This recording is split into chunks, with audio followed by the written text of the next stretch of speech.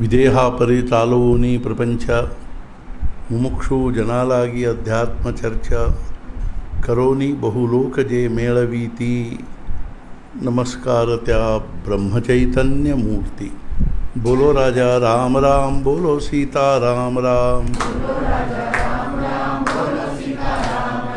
बोलो राजा राम राम बोलो सीता राम राम. बोलो राजा राम राम बोलो सीता राम राम.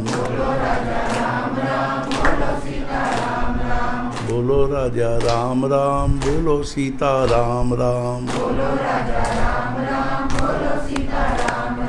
बोलो राजा राम राम बोलो सीता राम राम.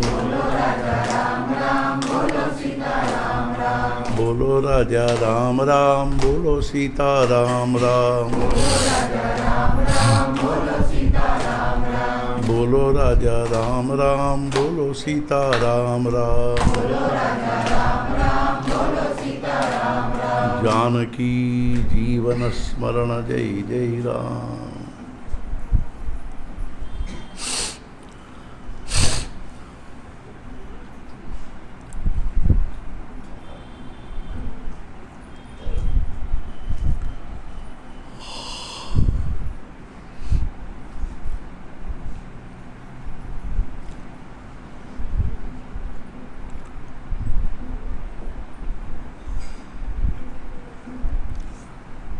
ಪ್ರಪಂಚದೊಳಗಿನ ಅರ್ಥಾತ್ ಜಗತ್ತಿನಲ್ಲಿ ಯಾವುದೇ ಒಂದು ರಾಷ್ಟ್ರ ಆಗಲಿ ಅಥವಾ ಸಮಾಜ ಆಗಲಿ ಅದೆಲ್ಲದಕ್ಕೂ ಒಂದು ಸಂಸ್ಕೃತಿ ಅಂತ ಇರ್ತದೆ. ಯಾವುದೇ ಒಂದು ರಾಷ್ಟ್ರದ್ದು ಅದರದೇ ಆಗಿರೋ ಒಂದು ಸಂಸ್ಕೃತಿ ಇರ್ತದೆ. ಸಂಸ್ಕೃತಿ ಅಂದರೆ ಏನು ಅಂದರೆ ಸಂಸ್ಕಾರಗಳ ಸಮುಚ್ಚಯಕ್ಕೆ ಸಂಸ್ಕೃತಿ ಅಂತ. ಸಂಸ್ಕಾರಗಳಂದರೆ ಏನು ಅಂದರೆ ನಾವು ಮಾಡ್ತಕ್ಕಂಥ ಕರ್ಮಗಳಿಂದ ಉಂಟಾಗ್ತಕ್ಕಂಥ ಒಂದು ಅಂತಃಕರಣದ ಮೇಲೆ ಅದು ಒಂದು ಛಾಪ, ಅದು ಒಂದು ಮುದ್ರ, ಪ್ರೊಜೆಕ್ಷನ್, ಅದ್ರ ಮೇಲೆ ಬೀಳ್ತಕ್ಕಂಥ ಒಂದು ಪ್ರೊಜೆಕ್ಟ್, ನಮ್ಮ ಅಂತಃಕರಣದ ಮೇಲೆ ಆಗ್ತಕ್ಕಂಥ ಒಂದು ಪ್ರಭಾವ. ನಾವು ಯಾವುದೇ ಒಂದು ಸಣ್ಣ ಕರ್ಮ ಬರೀ ಕಂಡ್ರೆಪ್ಪಿ ಬಡಿದ್ರೂ ಸಹಿತ ಅದರಲ್ಲೊಂದು ಸಂಸ್ಕಾರ ಆಗ್ತದೆ. ಅಂತಃಕರಣದಲ್ಲಿ ಒಂದು ಹೆಜ್ಜೆ ಎತ್ತಿಟ್ಟಿವಿ ಅಂದರೂ ಒಂದು ಸಂಸ್ಕಾರ ಆಗ್ತದೆ. ಇತ್ಲಾಗಿನ ವಸ್ತು ಎತ್ತಿಟ್ಟರೂ ಒಂದು ಸಂಸ್ಕಾರ ಆಗ್ತದೆ. ಆ ಸಂಸ್ಕಾರಗಳು ನಮ್ಮ ಅಂತಃಕರಣದಲ್ಲಿ ಅವು ಒಂದರ ಮೇಲೆ ಒಂದು ಕೂಡ್ತಾವೆ. ಆ ಸಂಸ್ಕಾರಗಳ ಒಂದು ಮೊತ್ತಕ್ಕೆ ನಾವೇನಂತೀವಿ ಅಂದರೆ ಸ್ವಭಾವ ಅಂತ ಹೇಳ್ತೀವಿ. ಆ ಸಾಂಸ್ಕಾರಗಳ ಒಂದು ಮೊತ್ತ. ಈ ಸಂಸ್ಕಾರಗಳಲ್ಲಿ ಮುಖ್ಯವಾಗಿ ಎಷ್ಟು ಪ್ರಕಾರ ಅಂದ್ರೆ 3 ಪ್ರಕಾರಗಳು. ಒಂದು ಯಾವುದು ಅಂದ್ರೆ ಸಾತ್ವಿಕ ಸಂಸ್ಕಾರ, ಇನ್ನೊಂದು ಯಾವುದು ಅಂದ್ರೆ ರಾಜಸಿಕ ಸಂಸ್ಕಾರ, ಇನ್ನೊಂದು ಯಾವುದು ಅಂದ್ರೆ ತಾಮಸಿಕ ಸಂಸ್ಕಾರ. ಸತ್ವಗುಣ, ರಜೋಗುಣ, ತಮೋಗುಣ. ಇದೇ ನಾನು ಅಲ್ಲಿ ಸ್ನಾನ ಮಾಡೋ ಮುಂದೆ ಸಂತೋಷ ಹೇಳಿಕ್ಕೆ ಹತ್ತಿದ್ದೆ. ಮನುಷ್ಯನಲ್ಲಿ ಸ್ವಾಭಾವಿಕವಾಗಿ 3 ಪ್ರತಿಕ್ರಿಯೆ ಇರ್ತಾವೆ, ರೆಸ್ಪಾನ್ಸ್. ಅವು ಹೆಂಗಿರ್ತಾವಂದ್ರೆ ಅವನ ಸ್ವಭಾವ, ಅವನ ಪ್ರವೃತ್ತಿ, ಅವನ ಗುಣ. ಅದರೊಳಗೂ ಮುಖ್ಯವಾಗಿ ಸತ್ವಗುಣ, ರಜೋಗುಣ, ತಮೋಗುಣ. ಇವು ನಮ್ಮೆಲ್ಲರ ಅಂತಃಕರಣದೊಳಗೂ ಅವ. ಇವತ್ತರ ಲಕ್ಷಣ ಏನು ಎಂಬುದನ್ನು ಹೇಳ್ತೇನೆ. ಇದೇ ನಾನು ಅದು ಹೇಳಿಕ್ಕೆ ಹತ್ತಿದ್ದೆ. ಈ 3 ಗುಣಗಳು ನಮ್ಮ ನಿತ್ಯ ಜೀವನದಲ್ಲಿ ಕ್ಷಣಕ್ಕೆ ವ್ಯಕ್ತ ಆಗ್ತವೆ. ಸಣ್ಣ ಕೂಸಿದ್ದಾಗಿನೂ ವ್ಯಕ್ತ ಆಗ್ತವೆ.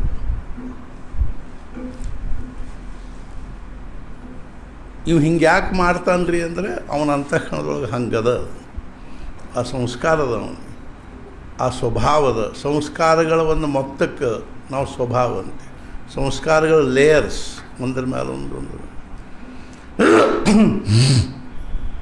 ಈ ಸಂಸ್ಕಾರ ಹೆಂಗಾಗ್ತವೆ ಅಂದರೆ ಒಂದು ಶಾಂತವಾದ ಸರೋವರದ ಅದರ ಒಂದು ಹಳ್ಳು ಹೋಗಿದ್ದೀವಿ. ಹಳ್ಳು ಹೋಗಿದ ಕೂಡಲೇ ಆ ನೀರಿನ ಮೇಲೆ ತರಂಗಗಳೇ ಹೇಳ್ತಾವೆ. ಹೆಂಗೋ ಹಂಗೇನದ ಅಂದ್ರೆ ಈ 5 ಜ್ಞಾನೇಂದ್ರಿಯಗಳಿಗೆ ಮೂಲಕವಾಗಿ ನಮ್ಮ ಅಂತಃಕರಣದಲ್ಲಿ ಹಂಗೇನಾದರೂ ತರಂಗ ಹೇಳ್ತಿರ್ತಾವೆ. ಏನಾದರೂ ನೋಡಿದ್ದೀವಿ, ಆ ಕಣ್ಣಿನ ಮೂಲಕವಾಗಿ ಹೋಗಿ ಏನೊಂದು ನಾವು ಒಂದು ಅನುಭವ ತೊಗೊಂಡು ಹೋಗಿರ್ತೀವಿ, ಅದೇನದ ಅಂದರೆ ಅಂತಃಕರಣದಲ್ಲಿ ಅದು ಹೋಗಿ ಒಳಗೆ ಬಿದ್ದ ಕೂಡಲೇ ಅದರದೊಂದು ತರಂಗ ಹೇಳ್ತದೆ. ಮುಂದೆ ಸ್ವಲ್ಪ ಹೊತ್ತಿಗೆ ಅದು ಶಾಂತ ಆಗ್ತದೆ ಅಂದರೆ ಏನು ಅಂದರೆ ಅದರೊಳಗಿಂದ ಎಕ್ಸ್ಟ್ರಾಕ್ಟ್ ಏನದನೋ, ಅದರೊಳಗಿಂದ ಸಾರ ಏನದನೋ ಅದು ಕೆಳಗೆ ಹೋಗಿ ನಮ್ಮ ಅಂತಃಕರಣದಾಗ ಕೆಳಗೆ ಕೂಡ್ತದೆ. ಅದಕ್ಕೆ ಸಂಸ್ಕಾರ ಅಂತ. ನೋಡಿದ್ದು, ಕೇಳಿದ್ದು, ಮಾತಾಡಿದ್ದು, ತಿಂದದ್ದು, ಉಂಡದ್ದು, ಎದ್ದದ್ದು, ಕೂತದ್ದು ಎಲ್ಲನೂ ಸಂಸ್ಕಾರ ರೂಪದಲ್ಲಿ ಒಳಗೆ ಹೋಗೋಗಿ ನಮ್ಮ ಅಂತಃಕರಣದಲ್ಲಿ ಇವತ್ತಿಂದಲ್ರಿ, ಈ ಜನ್ಮದ್ದಲ್ಲ, ಎಷ್ಟೋ ಜನ್ಮಗಳ ಸಂಸ್ಕಾರಗಳು ಕೂಡಿ ನಾವು ಮನುಷ್ಯ ಆಗಿವಿ. ಮ್ಯಾಲಿನಿಂದ ನೋಡ್ಲಿಕ್ಕೆ ಭಾಳ ಚಂದ ಇರ್ತಾರೆ, ಒಳಗೆ ಭಯಂಕರ ದುಷ್ಟ ಸಂಸ್ಕಾರ ಇರ್ತಾವೆ, ಕ್ರೂರ ಸಂಸ್ಕಾರ ಇರ್ತಾವೆ. ಮ್ಯಾಲಿನಿಂದ ನೋಡ್ಲಿಕ್ಕೆ ಭಾಳ ಅಸಹ್ಯ ಇರ್ತಾರೆ, ಅಗ್ಲಿ ಇರ್ತಾರೆ, ಆದರೆ ಅತ್ಯಂತ ಸಾತ್ವಿಕ ಸಂಸ್ಕಾರ ಇರ್ತಾವೆ.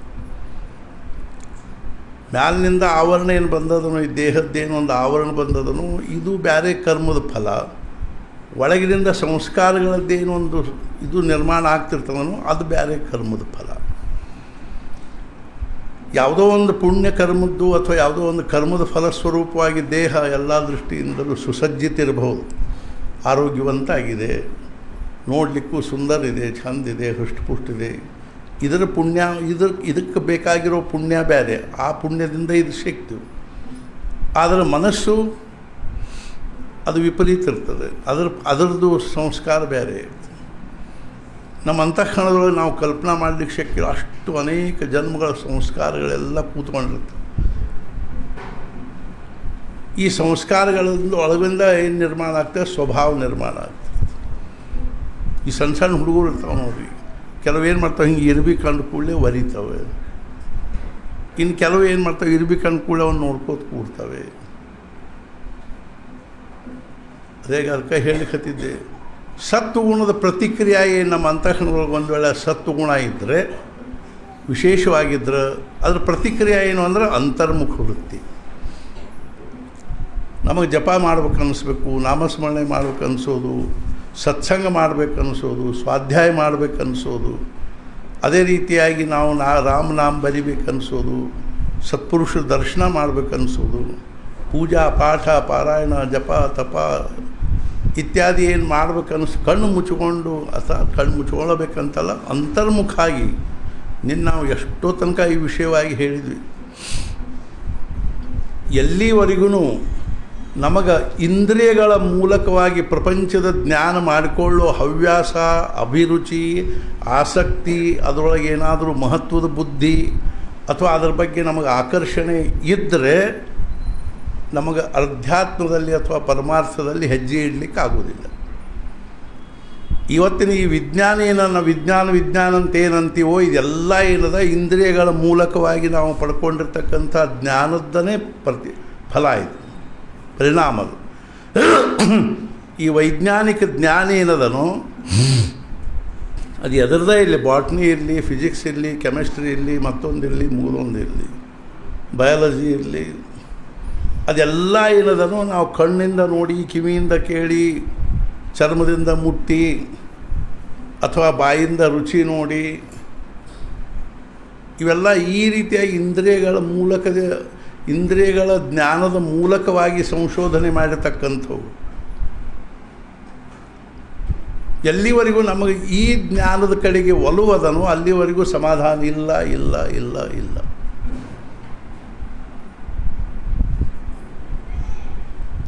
ಮತ್ತೇನು ಮಾಡ್ಬೇಕ್ರಿ ಹಂಗಾದ್ರೆ ನಾವು? ಇವೆಲ್ಲ ಉಪಜೀವನಕ್ರಿ, ಹೊಟ್ಟೆ ಬಟ್ಟಿಗಿವು. ದೇಹ ನಿರ್ವಹಣೆಗಾಗಿ, ಪ್ರಪಂಚ ನಡೆಸೋದಕ್ಕಾಗಿ ಇವೆಲ್ಲ ಜ್ಞಾನದ ಉಪಯೋಗ ಆಗೋದಷ್ಟೇ.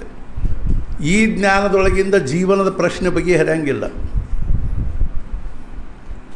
ಈ ಜ್ಞಾನದೊಳಗಿಂದ ನಮ್ಮ ಮನಸ್ಸಿಗೆ ಸಮಾಧಾನ ಆಗಂಗಿಲ್ಲ. ಆದ್ದರಿಂದ ಮಹಾರಾಜರು ಒಂದು ಸಣ್ಣ ಮಾತಿನಲ್ಲಿ ಎಂಥ ದೊಡ್ಡ ತತ್ವಜ್ಞಾನ ಹೇಳಿದರು ಅಂದರೆ, ನಸಾವೆ ಕಶಾಚೆ ಜ್ಞಾನ್, ವಾಟಾವೆ ಸದಾ ಘ್ಯಾವೆ ಡೋಳೆ ಝಾಕು ನಾಮ್. ನಮಗೆ ಈ ಪ್ರಪಂಚದ ಜ್ಞಾನ ಬೇಡ, ನಸಾವೆ, ನಮಗದು ಬೇಡ ಅನ್ನಿಸ್ಬೇಕು. ನಾವು ನೋಡ್ತೀವಿ ಸುಮ್ಮನೆ ಜನರಲ್ ನಾಲೆಜ್ ಬೇಕು ರೀ ಅಂತ ತಲೆನಿಂದ. ಏನು ಮಾಡೋರು ಜನರಲ್ ನಾಲೆಜ್ ತೊಗೊಂಡು? ಪ್ರಪಂಚ ಜ್ಞಾನ ಬೇಕು ರೀ ಅಂತ ಏನು ಎಲ್ಲಿ ಹೋಗೋದಿದೆ? ಸುಸುಳು ಅಮೇರಿಕಾದ ಅಭ್ಯಾಸ ಮಾಡಿ ನೀವು ಮಾಡೋರೇನು? ಹೆಬ್ಬೆಳ್ಳಾಗಿ ಕೂತ್ಕೊಂಡು ಅಮೇರಿಕಾದ ಅಭ್ಯಾಸ ಮಾಡಿ ಮಾಡೋರೇನು? ಏನು ಹೋಗೋದದನ ಏನಪ್ಪ ಅಲ್ಲೇನು ಹೋಟೆಲ್ ಗೀಟಲ್ ಬುಕ್ ಮಾಡ್ಬೇಕಾಗ್ಯದ, ಹಂಗಾಗಿ ನಮಗೆ ಬೇಕು. ಸುಳ್ಳ. ನಾವು ಒಂದು ಸಲ ಇದಕ್ಕೆ ಹೋಗಿದ್ವಿ, ನಾಸಿಕಕ್ಕೆ. ಅಲ್ಲಿ ಒಬ್ಬರು ಮನೆಗೆ ಹೋಗಿದ್ವಿ. ಪ್ರೊಫೆಸರ್ ಅವರು PhD ಮಾಡಿದ್ರು. ಹಿಂಗೆ ಮಾತಾಡ್ಕೊತ ಕೂತ ಹಿಂಗೆ ಸಹಜ ಹೇಳಿದ್ರು, ನಾನೊಂದು PhD ಮಾಡೀನಿ. ಹೌದೇನು? ವಿಷಯ ಏನು? ತಂದು ತೋರಿಸಿದ್ದು ನನ್ನ ಥೆಸಿಸ್ ಬರೆದದ್ದೆಲ್ಲ ತಂದು ತೋರಿಸಿದ್ರು. ನಾ ಕೇಳಿದ ವಿಷಯ ಏನು? ಈ ಗೋದಾವರಿ ನದಿ ದಂಡಿಗಿರ್ತಕ್ಕಂಥ ಕಲ್ಲುಗಳನ್ನು ಕುರಿತು ನಾನು PhD ಮಾಡಿ ತಲೆ ಜೈತ್ ನಿಮ್ಮದು ಅದ ಕಲ್ಲಿಲೆ ಏನದು ಹೊಟ್ಟಿ ಬಟ್ಟಿ ಇಲ್ಲಿ 4 ದುಡ್ಡು ಹೆಚ್ಚಿಗೆ ಬರ್ತಾವೆ ಪಗಾರ. PhD ಮಾಡಿದ್ರೆ ಪ್ರೊಫೆಸರ್ಗೆ ಏನದ ಒಂದಿಷ್ಟು ಪಗಾರ ಹೆಚ್ಚಿಗೆ ಅದ್ರ ಹೊರತು ಮತ್ತೇನು ನಿಮ್ಗೆ ಅದರಾಗಿದ್ದ ಸಮಾಧಾನ ಆಗಿದೆ? 108 ಸಮಸ್ಯೆ ಅವ ನಮ್ಮ ಅಂದರು. ನಾ ಅಲ್ಲಿ ತಲೆ ಗಟ್ಟಿಸ್ಕೊಡ್ರಿ ಆ ಕಲ್ಲು ತೊಗೊಂಡಂತೆ. ಇಲ್ಲರಿ ನಾವು ಇರುವೆಯನ್ನು ಕುರಿತು PhD ಮಾಡೀವಿ. ನಿಮ್ಮ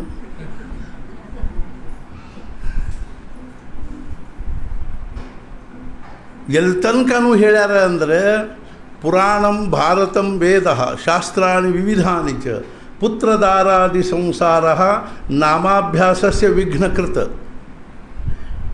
ಪುರಾಣಂ ಇಲ್ಲರಿ ನಾವು 18 ಪುರಾಣ ಓದೋ ಸಂಕಲ್ಪ ಮಾಡಿ ಓದ್ಲಿಕ್ಕೆ ಹತ್ತೀವಿ. ಜಪ ಯಾವಾಗ ಮಾಡೋರು? ಹಿಂಗಾಗಿ ಜಪ ಮಾಡ್ಲಿಕ್ಕೆ ಸೌಡಿಲ್ರಿ.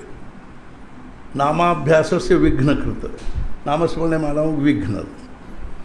ಇಲ್ಲದ 108 ಪುಸ್ತಕ ತಕ್ಕೊಂಡು ಕೂಡ್ತೀವಿ, ಓದ್ತೀವಿ. ಪುರಾಣಂ ಭಾರತಂ ಮಹಾಭಾರತ ಅಭ್ಯಾಸ ಮಾಡ್ಲಿಕ್ಕೆ ಹತ್ತೀವಿ.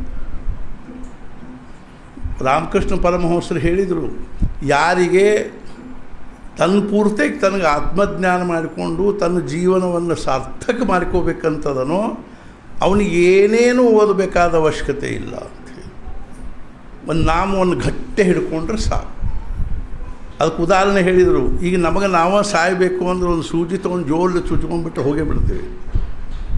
ದಬ್ಬಣ ತೊಗೊಂಡು ಇಲ್ಲಿ ಗಂಟಲು ಹೆಂಗೆ ಚುಚ್ಕೊಂಡ್ಬಿಟ್ಟು ಹೋಗ್ತೀವಿ. ಇನ್ನೊಬ್ಬರನ್ನ ಕೊಲ್ಲಬೇಕಂದ್ರೆ ಪಿಸ್ತೂಲ್ ಬೇಕು, ಅದು ಬೇಕು, ಇದು ಬೇಕು, ಖಡ್ಗ ಬೇಕು, ಕತ್ತಿ ಬೇಕು. ಹೆಂಗೋ ಹಂಗೆ ಇನ್ನೊಬ್ಬರಿಗೆ ತಿಳಿಸಿ ಹೇಳೋದಾದ್ರೆ ಇವೆಲ್ಲ ಬೇಕು. ವೇದ ಉಪನಿಷತ್, ವೇದದಲ್ಲಿ ಹಂಗೆ ಹೇಳಿದ, ಋಗ್ವೇದದಲ್ಲಿ ಹಿಂಗೆ ಹೇಳಿದ, ಉಪನಿಷತ್ನಲ್ಲಿ ಹಂಗೆ ಹೇಳಿದ ಅಂತ ಹೇಳಬೇಕಾಗಿ ಬರ್ತದೆ. ಈ ನಮ್ಮ ಪೂರ್ತಿಗೆ ನಮಗೆ ಸಮಾಧಾನ ಬೇಕು ಅಂದ್ರೆ ನಸಾವೆ ಕಶಾಚೆ ಜ್ಞಾನ ವಾಟಾವೆ ಸದಾ ಘ್ಯಾವೆ ನಾಮ. ಇಲ್ಲರಿ ನಮಗೆ ಪ್ರವೃತ್ತಿ ಇಲ್ಲ ಅಂದ್ರೆ ಇಲ್ಲ. ಇಲ್ಲದ ಸುಳ್ಳು ಏನಾದರೂ ಮಾತಾಡ್ಕೋತ ಹರಟಿ ಹೊಡ್ಕೋತ ನಕ್ಕೋತ ಕಲ್ಕೋತ ಆಯುಷ್ ವ್ಯರ್ಥ ಮಾಡ್ಕೊಳ್ತೀವಿ. ಪುರಾಣಂ ಭಾರತಂ ವೇದ ಇಲ್ಲರಿ ನಾವು ವೇದಾಧ್ಯಯನ ಮಾಡ್ಲಿಕ್ಕೆ ಹತ್ತೀವಿ. ಭಾವುಸಾಹೇಬ್ ಮಹಾರಾಜರಿಗೆ ಇದ್ರು. ಭಾವುಸಾಹೇಬ್ ರಿಟೈರ್ ಆಗಿ ಅಷ್ಟೊತ್ತಿಗೆ ಭಾಳಷ್ಟು ವಯಸ್ಸಾಗಿದ್ದು. ಅದು ಕೇಳಿ ನಾವು 4 ಮಂತ್ರ ಕಲೀಲೇನು ಅಂತ ಬೇಡ ಅಂತೀವಿ. ಇನ್ನೇನು ಮಂತ್ರ ಕಲಿತೀರಿ? ಬೇಡ, ರಾಮ್ ರಾಮ್ ಶ್ರೀರಾಮ್ ಜಯ ರಾಮ್ ಜಯ ಜಯ ರಾಮ್ ಅನ್ಕೋತ ಪೂಜೆ ಮಾಡಿ. ಅವ್ರು ಪೂಜೆ ಮಾಡಿದಂಗೆ ನಮ್ಗೆ ಯಾರಿಗೂ ಪೂಜೆ ಮಾಡ್ಲಿಕ್ಕೆ ಬರೋಂಗಿಲ್ಲ. ಅವ್ರೇನು ಮಂತ್ರ ಅಂತ ಥಾಟ್ಲೆ ಮಾಡ್ತಿದ್ದಿಲ್ಲ. ಕೈಯಾಗ ಒಂದು ಥಾಬಾಣ ಒಂದು ವಾಟಕದ ಸೌಟು ನೀರು, ಒಂದು ಅಗ್ದಿ ಸ್ವಚ್ಛ ಅಂದು ಚಲೋದು ಮೃದುವಾದದ್ದು ವಸ್ತ್ರ, 1-2 ತುಳಸಿ ದಳ, ಒಂದು 4 ಹೂ, ಒಂದು ಊದಿನ ಕಡ್ಡಿ, ಒಂದು ತುಪ್ಪದ ಬತ್ತಿ. ಮಹಾರಾಷ್ಟ್ರದಾಗ ಒಂದ ಬತ್ತಿಲೆ ಬೆಳಗ್ತಾರೆ, ಒಂದ ನೀರಾಂಜನಲೆ.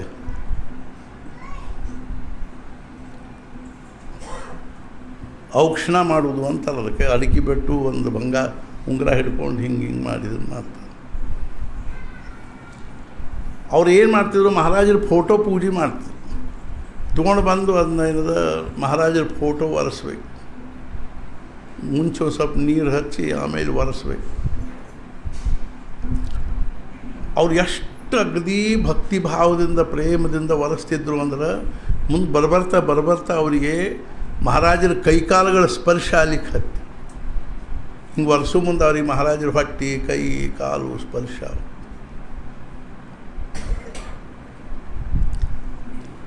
ಒಂದು ದಿವಸ ಅವರು ಭಾವು ಸಾಹೇಬರು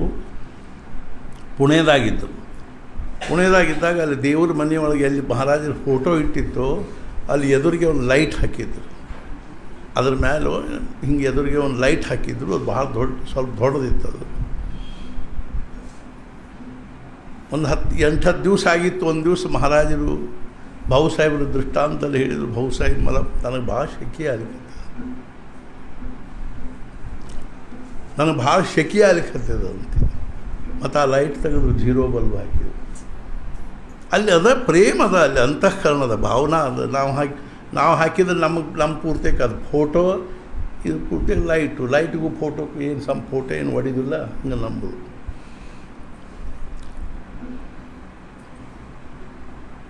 ಭಾವು ಸಾಹೇಬ್ರು ಕೇಳಿದ್ರು, ವೇದ ಸ್ವಲ್ಪ 4 ಮಂತ್ರ ಕಲೀಲಿ ಬೇಡ ಅಂತ.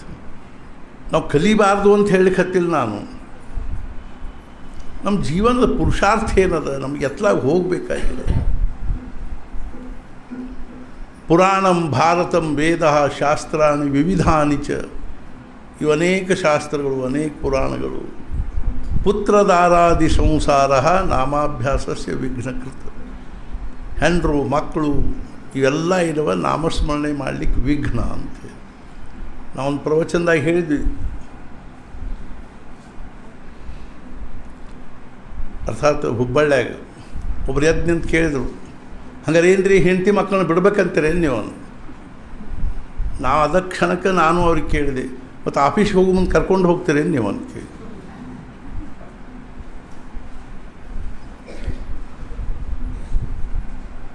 ಅರ್ಥಾತ್ ನಾ ಯಾಕೆ ಹೇಳಲಿಕ್ಕೆ ಹತ್ತೀನಿ ಅಂತಂದ್ರೆ, ಭಗವಂತ ನಮಗೇನೊಂದು ಇಂಥ ದಿವ್ಯವಾಗಿರ್ತಕ್ಕಂಥ ಇದನ್ನು ಕೊಟ್ಟಿದ್ದಾನು, ಈ ಮನುಷ್ಯ ದೇಹವನ್ನು. ಶಂಕರಾಚಾರ್ಯ ಹೇಳ್ತಾರೆ, ಜಂತೂನಾಂ ನರಜನ್ಮ ದುರ್ಲಭಂ ತಥೋ ವಿಪ್ರತ ತಸ್ಮಾದ್ ವೈದಿಕ ಧರ್ಮ ಮಾರ್ಗ ಪರತ ವಿದ್ವತ್ವಮಸ್ಮಾತ್ ಪರಂ ಆತ್ಮಾನಾತ್ಮ ವಿವೇಚನಂ ಸ್ವನುಭವೋ ಬ್ರಹ್ಮಾತ್ಮನ ಸಂಸ್ಥಿತಿ ಮುಕ್ತಿರ್ನೋ ಶತಕೋಟಿ ಜನ್ಮ ಸುಕೃತೈ ಪುಣ್ಯೈರ್ವಿನಾ ಲಭ್ಯತೆ. ಜಗತ್ತಿನಲ್ಲಿ ಎಲ್ಲ ರಾಷ್ಟ್ರಗಳಿಗೂ ಅವುಗಳದೇ ಆಗಿರ್ತಕ್ಕಂಥ ಒಂದು ಸಂಸ್ಕೃತಿ ಅದ. ಸಂಸ್ಕೃತಿ ಅಂದರೆ ಏನು? ನಾ ಹೇಳಿದೆ, ಸಂಸ್ಕಾರಗಳಿಂದ ಸ್ವಭಾವ ನಿರ್ಮಾಣ ಆಗ್ತದೆ. ಸತ್ವ ರಜ ತಮ. ಸತ್ವಗುಣದ ಪ್ರತಿಕ್ರಿಯೆ ಏನು ಅಂದ್ರೆ ಅಂತರ್ಮುಖ ವೃತ್ತಿ. ಪ್ಯಾಟ್ಯಾ ಹೂವನ್ನು ಬರ್ತೀನು ಅಲ್ಪ ಜಪ ಮಾಡಬೇಕಾಗಿದೆ, ಸತ್ವಗುಣ ಅದ. ಟಿ ವಿ ನೋಡಬೇಕೇನು ಅಲ್ಪ ನನಗೆ ಪ್ರವಚನ ಓದಬೇಕಾಗಿದೆ, ಸತ್ವಗುಣ. ರಜೋಗುಣ ಅಂದರೆ ಏನು ಅಂದರೆ ಬಹಿರ್ಮುಖ ವೃತ್ತಿ. ಬರೇ 24 ತಾಸು ಬಹಿರ್ಮುಖ ಇರೋದು. ದುಡ್ಡು, ವ್ಯವಹಾರ, ಪ್ರಪಂಚ ಬಂತು ಹೋತು, ಅವರು ಇವರು, ಅವ್ರು ಹಂಗೆ ಮಾಡಿದ್ರು, ಇವ್ರು ಹಿಂಗೆ ಮಾಡಿದ್ರು, ಪ್ಯಾಟಿ ಪಾಟಿ, ಇವು ರಜೋಗುಣ. ಸತ್ವಗುಣದಲ್ಲಿ ಸಮಾಧಾನ ಇದೆ, ರಜೋಗುಣದಲ್ಲಿ ಸುಖ ದುಃಖ ಅದ. ಆಮೇಲೆ ತಮೋಗುಣ ಇದೇ ಹೇಳಿದಲ್ಲಿ ಹೊಡಿ ಬಡಿ ಮಲ್ಕೋ ಇಸ್ಪೇಟಾಡ್ನು ಶರೆ ಕುಡ್ನು ಇವೆಲ್ಲ ತಮೋಗುಣ. ಇವೆಲ್ಲ ಎದ್ರೊಳಗಿಂದ ನಿರ್ಮಾಣ ಆಗ್ತಾವಂದ್ರೆ ನಾವು ಮಾಡೋ ಕರ್ಮದೊಳಗಿಂದ ನಿರ್ಮಾಣ. ಇದರೊಳಗಿಂದ ಸ್ವಭಾವ ನಿರ್ಮಾಣ ಆಗುತ್ತೆ. ನಮ್ಮ ಸ್ವಭಾವಕ್ಕೆ ನಾವೇ ಜವಾಬ್ದಾರ, ಯಾರಿಗೇನು ಮಾಡಲಿಕ್ಕೆ ಬರೋಂಗಿಲ್ಲ. ಈ ಸ್ವಭಾವದ ಒಂದೇನು ಅಂದರೆ ಈ ಸ್ವಭಾವಗಳೆಲ್ಲ ಸೇರಿ ಒಂದು ಸಂಸ್ಕೃತಿ ನಿರ್ಮಾಣ ಆಗುತ್ತೆ. ಸಾತ್ವಿಕವಾಗಿರ್ತಕ್ಕಂಥ ಒಂದು ಸ್ವಭಾವವುಳ್ಳಂಥವ್ರದ್ದು ಒಂದು ಸಮಾಜ ಏನದನೋ ಆ ಸಮಾಜದ ಸಂಸ್ಕೃತಿ ಬೇರೆ ಇರುತ್ತೆ. ಆ ದೃಷ್ಟಿಯಿಂದ ನಾವು ನೋಡ್ತೀವಲ್ಲ, ಏನು ಅಂದರೆ ಇಡೀ ಜಗತ್ತಿನಲ್ಲಿ ಅರ್ಥಾತ್ ಏನು ಅಂತಂದ್ರೆ ಜೀವನದ ಒಂದು ಶ್ರೇಷ್ಠತೆಯ ದೃಷ್ಟಿಯಿಂದ ನಮ್ಮ ಭಾರತೀಯ ಸಂಸ್ಕೃತಿ ಏನದನೋ ಸರ್ವೋತ್ತಮವಾಗಿರ್ತಕ್ಕಂಥ ಸಂಸ್ಕೃತಿ ಅದು. ಯಾಕೆ ಅಂದ್ರೆ ಆ ಸಂಸ್ಕೃತಿ ಒಂದು ಧ್ಯೇಯ ಅದ. ಆ ಸಂಸ್ಕೃತಿ ಹಿಂದೆ ಬಹಳ ದೊಡ್ಡದಾಗಿರ್ತಕ್ಕಂಥ ಒಂದು ವಿಚಾರಗಳ ಮೊತ್ತದ. ಅದ್ಯಾವುದು ಅಂದ್ರೆ ವೇದಗಳು ಅಂತ. ವೇದಗಳು ಅಂದರೆ ಏನು ಸಾಮಾನ್ಯ ವಿಷಯ ಅಲ್ಲರಿ ಅದು. ನಾವು ನೀವು ಕಲ್ಪನಾ ಮಾಡಲಿಕ್ಕೆ ಶಕ್ಯ ಇಲ್ಲ ವೇದ ಅಂದರೆ ಏನು ಅನ್ನೋದು. ಇವತ್ತು ಈ ವೈಜ್ಞಾನಿಕ ಸಂಸ್ಕೃತಿಯ ಒಂದು ಪ್ರಾಬಲ್ಯದಿಂದಾಗಿ ನಮ್ಮದೆಲ್ಲರೂ ನಾವು ಎಲ್ಲೋ ಏನೋ ನಮ್ಮದೆಲ್ಲ ಕಳ್ಕೊಂಡು ನಾವೆಲ್ಲ ಎಂಥ ಒಂದು ಅಗದಿ ಕ್ಷುದ್ರ ಅವಸ್ಥೆಗೆ ಬಂದೀವಿ ಅಂದ್ರೆ ಹೇಳ್ಕೊಳ್ಳೋದ್ರೊಳಗೆ ಏನೇನು ಅರ್ಥ ಇಲ್ಲ ಅನ್ನುವಂಥ, ಆದರೂ ಸಹಿತ ನಮಗೆ ಅದರ ಅರಿವೇ ಆಗೋದು. ನಮ್ಮ ಭಾರತೀಯ ಸನಾತನ ವೈದಿಕ ಸಂಸ್ಕೃತಿ ಏನು ಸಾಮಾನ್ಯತ್ತೇನ್ರಿ? ಒಂದು ಸಮಯ ನಮ್ಮ ಭಾರತದೊಳಗೆ ಇಂಥ ಒಂದು ಇದು ಇತ್ತಲ್ಲ, ಏನು ಅಂದ್ರೆ ವಾತಾವರಣ ಇತ್ತಲ್ಲ, ಯಾರನ್ನು ಕೇಳಿದ್ರು ಏನಪ್ಪ ನೀ ಅದಕ್ಕಾಗಿ ಬದುಕಿದೆ ಅಂದ್ರೆ ನಾನು ಆತ್ಮಜ್ಞಾನಕ್ಕಾಗಿ ಬದುಕೀನಿ ಹೇಳುವಂಥ ಒಂದು ವಾತಾವರಣ ಇತ್ತು. ಎಲ್ಲರದು ಅದೇ ಉದ್ದೇಶ, ಪ್ರತಿಯೊಬ್ಬರೂ ಅದಕ್ಕಾಗಿಯೇ ಅವ್ರದ್ದು ಪ್ರಯತ್ನ. ಪ್ರಪಂಚ ಮಾಡ್ತಿರಲಿ, ವಿರಕ್ತರಾಗಿರಲಿ, ಸನ್ಯಾಸಿಗಳಾಗಿರಲಿ, ಗೃಹಸ್ಥರಾಗಿರಲಿ, ಬ್ರಹ್ಮಚಾರಿಗಳಾಗಿರಲಿ, ಯಾರದ ಉದ್ದೇಶ ಏನು ಅಂತ ಕೇಳಿದ್ರೆ ನಮಗೆ ಭಗವಂತನ ಆತ್ಮಜ್ಞಾನ ಮಾಡ್ಕೋಬೇಕು, ನಮಗೆ ಭಗವಂತನ ಸಾಕ್ಷಾತ್ಕಾರ ಮಾಡ್ಕೋಬೇಕು, ಆತ್ಮಜ್ಞಾನ ಮಾಡ್ಕೋಬೇಕು, ನಾವು ಅಂತರ್ಮುಖ ಆಗಬೇಕು. ಯಾರನ್ನ ಭೇಟಿ ಆದರೂ ಸಹಿತ ಇದೇ ವಿಷಯದ ಚರ್ಚೆನೇ ಆಗ್ತಿರ್ತಾವ. ವೇದ ಕಾಲದಲ್ಲಿ ನಮ್ಮ ಭಾರತದಲ್ಲಿ ಪ್ರತಿಯೊಬ್ಬರು ಅದರೊಳಗೂ ಉತ್ಕಟತಾ ಹೆಚ್ಚಿಗೆ ಉತ್ಕಟತಾ ಇದ್ದವ್ರು ಏನು ಮಾಡ್ತಿದ್ರು ಅಂದ್ರೆ ತಮ್ಮ ಪ್ರಾಪಂಚಿಕ ಅನೇಕ ಈ ಮನುಷ್ಯ ಸಮುದಾಯದಲ್ಲಿಂದ ಎಲ್ಲೋ ಒಂದು ಕಡೆ ದೂರ ಹೋಗಿ ಹಿಮಾಲಯ, ನೈಮಿಷಾರಣ್ಯ ಇಂಥಲ್ಲಿ ಹೋಗಿ ಗುಹೆಗಳಲ್ಲಿ ವಾಸ ಮಾಡಿಕೊಂಡು ಕಂದ ಮೂಲಗಳನ್ನು ಸೇವನೆ ಮಾಡಿ ಗಡ್ಡಿ ಗೆಣಸು ತಿಂದು ತಮ್ಮ ದೇಹವನ್ನು ಕಷ್ಟಕ್ಕೀಡು ಮಾಡಿ ಆದರೂ ಸಹಿತ ಅವ್ರಿಗೆ ಏನಂಥ ಬಟ್ಟಿ ಬರೀ ಆವಾಗ ಅಂಥದ್ದು ಉಪಲಬ್ಧಿ ಅಂತ ಹೇಳಿ ಅದರೊಳಗೂ ಎಂಥ ಗಾಢವಾದ ವಿಚಾರ, ಚಿಂತನೆ, ಧ್ಯಾನ, ಧಾರಣೆ ಮಾಡಿದರು ಅಂದರೆ ಅದರೊಳಗಿಂದ ಇಡೀ ಜಗತ್ತಿನಲ್ಲೇ ಶ್ರೇಷ್ಠವಾಗಿರ್ತಕ್ಕಂಥ ಒಂದು ವಾಂಗ್ಮಯ ಸಿದ್ಧಾಂತ, ಅದಕ್ಕೆ ನಾವು ವೇದ ಅಂತೇಳಿ. ಇವತ್ತಿಗೂ ನಮಗೇನಿದೆ ಅಂದ್ರೆ ಆ ವೇದ ನಮ್ಮ ಭಾರತೀಯ ಸಂಸ್ಕೃತಿಯ ಒಂದು ಬಹಳ ದೊಡ್ಡ ಐಶ್ವರ್ಯ. ಮುಂದೆ ಬರ್ಬರ್ತಾ ಆ ವೇದಗಳೊಳಗಿಂದನೂ ಇನ್ನೂ ಒಂದು ಉತ್ತಮವಾಗಿರ್ತಕ್ಕಂಥ ವಿಚಾರಧಾರ ಶುರುವಾಯಿತು. ಅದು ಯಾವುದು ಅಂದರೆ ಉಪನಿಷತ್ತು ಅಂತ. ಆಮೇಲೆ ಅದೇ ವಿಸ್ತಾರ ಆಗ್ತಾ ಆಮೇಲೆ ಶಾಸ್ತ್ರ, ಪುರಾಣ ಇತ್ಯಾದಿಗಳಾದವು. ಆಮೇಲೆ ನಮ್ಮಂಥ ಸಾಮಾನ್ಯ ಜನರಿಗೆ ತಿಳಿಯುವಂಥ ಪದ್ಧತಿ ಒಳಗೆ ಅರ್ಥಾತ್ ಏನು ಅಂದರೆ ರಾಮಾಯಣ, ಮಹಾಭಾರತ ಇತ್ಯಾದಿ ಕಾವ್ಯಗಳು. ಅದು ಮುಖ್ಯವಾಗಿ ಏನು ಅಂದರೆ ನಮ್ಮ ಭಾರತೀಯ ಸನಾತನ ವೈದಿಕ ಸಂಸ್ಕೃತಿ ಅದು ತನ್ನದೇ ಆಗಿರ್ತಕ್ಕಂಥ ಒಂದು ವಿಶಿಷ್ಟವಾದ ಒಂದು ಇದನ್ನು ಪಡ್ಕೊಂಡಿರ್ತಕ್ಕಂಥದ್ದು, ಸ್ಥಾನ ಪಡ್ಕೊಂಡಿರ್ತಕ್ಕಂಥ.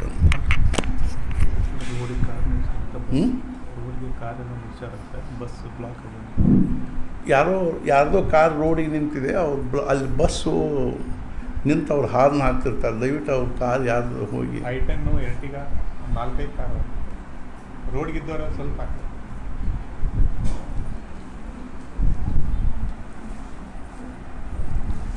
ಆದ್ದರಿಂದ ನಮ್ಮ ಭಾರತೀಯ ಒಂದು ಸನಾತನ ವೈದಿಕ ಸಂಸ್ಕೃತಿ ಏನದನೋ ಈ ಜಗತ್ತಿನೊಳಗಡೆ ಅದ್ವಿತೀಯವಾಗಿರ್ತಕ್ಕಂಥ ಸಂಸ್ಕೃತಿ, ನಿಜವಾಗಿಯೂ ನಮಗೆ ಅಭಿಮಾನ ಪಡುವಂಥ ಸಂಸ್ಕೃತಿ. ನಮಗದ್ರಲ್ಲಿ ಅಭಿಮಾನ ಅನ್ನಿಸ್ತೀವಿ. ನಮ್ಮ ಜೀವನದೊಳಗೆ ಅದ್ರದ್ದು ಏನು ಲೇಷಿಲ್ಲ. ನಮ್ಮ ಪ್ರಪಂಚದೊಳಗೆ ಅದ್ರದ್ದು ನಮಗೆ ಕಲ್ಪನಾ ಇಲ್ಲ, ಲೇಷ ಇಲ್ಲ. ವೇದ ಅಂದ್ರೆ ಗೊತ್ತಿಲ್ಲ, ಉಪನಿಷತ್ತು ಅಂದ್ರೆ ಗೊತ್ತಿಲ್ಲ. ಇಷ್ಟಾದರೂ ಸಹಿತ ಅಂಥ ಒಂದು ಸಂಸ್ಕೃತಿಯಲ್ಲಿ ನಮ್ಮನ್ನು ಉಳಿಸ್ಕೊಂಡು ಬರಲಿಕ್ಕೆ ಪ್ರಯತ್ನ ಮಾಡ್ತಕ್ಕಂಥವ್ರು ಇವತ್ತಿನ ತನಕ ಮಾಡಿಕೊಂಡು ಬಂದವರು ಯಾರು ಅಂದರೆ ಸಾಧು ಸತ್ಪುರುಷ. ಅವರು ಅದಕ್ಕೆ ಬೇರೆ ಬೇರೆ ಅರ್ಥಾತ್ ಏನು ಅಂದ್ರೆ ಸ್ವರೂಪಗಳನ್ನು ಕೊಟ್ಟು ನಮ್ಮನ್ನು ಆ ಮೂಲಕವಾಗಿ ಆದರೂ ಅಡ್ಡಿ ಇಲ್ಲ, ನಮ್ಮನ್ನು ನಮ್ಮ ಜೀವನದ ಪರಮೋಚ್ಚ ಧ್ಯೇಯ ಏನು ಭಗವಂತನ ಸಾಕ್ಷಾತ್ಕಾರದನೋ ಅದರ ಕಡೆಗೆ ತೊಗೊಂಡು ಹೋಗ್ಲಿಕ್ಕೆ ಪ್ರಯತ್ನ ಮಾಡಿರ್ತಕ್ಕಂಥವ್ರು ಯಾರು ಅಂದರೆ ಸಾಧು ಸತ್ಪುರುಷ. ಅವರೂ ಸಹಿತ ಭಗವಂತನ ಅವತಾರ ರೀ. ಭಗವಂತನೇ ಆ ಸಾಧು ಸತ್ಪುರುಷರ ಭಾವದಲ್ಲಿ ಅವತಾರ ಮಾಡಿ, ನಾವೊಂದು ಉದಾಹರಣೆ ಎಷ್ಟೋ ಸಲ ಹೇಳ್ತಿರ್ತೀವಿ. ಎಲ್ಲ ಪ್ರಶ್ನೆ ಇರೋದು ಎಲ್ಲಿದೆ ಅಂತಂದರೆ, ಮನುಷ್ಯ ಜೀವನದ ಎಲ್ಲ ಪ್ರಶ್ನೆ ಎಲ್ಲಿದೆ ಅಂತಂದರೆ ಬುದ್ಧಿಯ ವಿಚಾರ ಮಾಡ್ತಕ್ಕಂಥ ದಿಶಾದಲ್ಲಿದೆ, ಡೈರೆಕ್ಷನ್ ಆಫ್ ಥಿಂಕಿಂಗ್. ಇವತ್ತು ನಮ್ಮದು ವಿಚಾರ ಮಾಡೋ ದಿಶಾ ಎಲ್ಲ ತಪ್ಪಿಬಿಟ್ಟದು. ಒಬ್ಬ ಮನುಷ್ಯ ಪಶ್ಚಿಮಕ್ಕೆ ಮುಖ ಮಾಡಿ ಹೋಗ್ತಾ ಇದ್ದಾಗ ಅವನು ಸಾಕಷ್ಟು ಜೋರ್ಲೆ ಹೋಗ್ಲಿಕ್ಕತ್ತಾನ, ಸ್ಪೀಡ್ವಾಗಿ ಹೊಂಟಾನೆ, ಅಗದಿ ಏನು ಅಂತ ಇದರಲ್ಲೇ ಹೊಂಟಾನ. ಕೇಳಿದರೆ ಯಾರು, ಏನಪ್ಪ ಎಲ್ಲಿ ಹೊಂಟಿ? ನಾನು ಪೂರ್ವ ಸಮುದ್ರ ದಂಡಿಗೆ ಹೋಗ್ಬೇಕಾಗಿದ್ರಿ ಅಂದ. ಪೂರ್ವ ಸಮುದ್ರ ದಂಡಿಗೆ ಹೋಗ್ಬೇಕಾ? ಮತ್ತು ನೀವೆಲ್ಲ ಪಶ್ಚಿಮಕ್ಕೆ ಯಾಕೆ ಹೊಂಟಿದೆ? ಇಲ್ಲರಿ ಹಿಂಗೆ ಆಶೆ ಹೋಗ್ತೀನಿ. ಶಕ್ಯನೇ ಇಲ್ಲ. ಪೂರ್ವ ಸಮುದ್ರ ದಂಡಿಗೆ ಹೋಗಬೇಕು ಅಂದರೆ ಪಶ್ಚಿಮ ಸಮುದ್ರ ದಂಡಿ ಕಡೆ ಮಾರಿ ಮಾಡಿ ಹೋದ್ರೆ ಶಕ್ಯದ ಇಲ್ಲ. ಹಂಗೆ ನಮ್ಮ ಪರಿಸ್ಥಿತಿ ಆಗ್ಯದ. ನಮಗೆ ಪೂರ್ವ ಸಮುದ್ರ ದಂಡಿಗೆ ಹೋಗ್ಬೇಕಾಗ್ಯದ ಅಂದ್ರೆ ಅರ್ಥ ಏನು ಅಂದ್ರೆ ಸಮಾಧಾನದ ಕಡೆಗೆ ಹೋಗ್ಬೇಕಾಗ್ಯದ, ಶಾಂತಿಯ ಕಡೆಗೆ ಹೋಗಬೇಕಾಗ್ಯದ, ಆನಂದದ ಕಡೆಗೆ ಹೋಗಬೇಕಾಗ್ಯದ, ಸುಖದ ಕಡೆಗೆ ಹೋಗಬೇಕಾಗ್ಯದ. ಮಾರಿ ಎತ್ತಲಾಗ ಮಾಡೀವಿ ಅಂದ್ರೆ ದುಃಖದ ಕಡೆಗೆ ಮಾರಿ ಮಾಡೀವಿ, ಚಿಂತೆ ಕಡೆಗೆ ಮಾರಿ ಮಾಡೀವಿ, ಕಾಳಜಿ ಕಡೆಗೆ ಮಾರಿ ಮಾಡೀವಿ, ಅಜ್ಞಾನದ ಕಡೆಗೆ ಮಾರಿ ಮಾಡೀವಿ ಅಂದ್ಬೇಕು. ನಾವು ಎಂದು ಮುಟ್ಲಿಕ್ಕೆ ಶಕ್ಯ ಅದ ರೀ. ಮತ್ತು ಏನು ಮಾಡಬೇಕು ಏನಂದ್ರೆ ಮಾರಿ ತಿರುಗಿಸಬೇಕು, ಇತ್ಲಾಗ ಮಾರಿ ಮಾಡಬೇಕು. ಪೂರ್ವಕ್ಕನ ಮುಖ ಮಾಡಿ ಹೋಗಿ, ಪೂರ್ವಕ್ಕೆ ಮುಖ ಮಾಡಿ ಒಂದೇ ಹೆಜ್ಜೆ ನೀವು ಇಟ್ಟರೂ ಸಹಿತ ಆ ಮಾರ್ಗದಲ್ಲಿ ನಾವು ಸ್ವಲ್ಪ ಮುಂದುವರೆದಂಗೆ ಆಯಿತು. ಈಗ ಹೋಗಿರೋ ದಾರಿ ತಿರುಗಿ ಬಂದು ಮತ್ತೆ ಆ ದಾರಿಲೇ ಹೋಗ್ಬೇಕಾಗ್ತದೆ.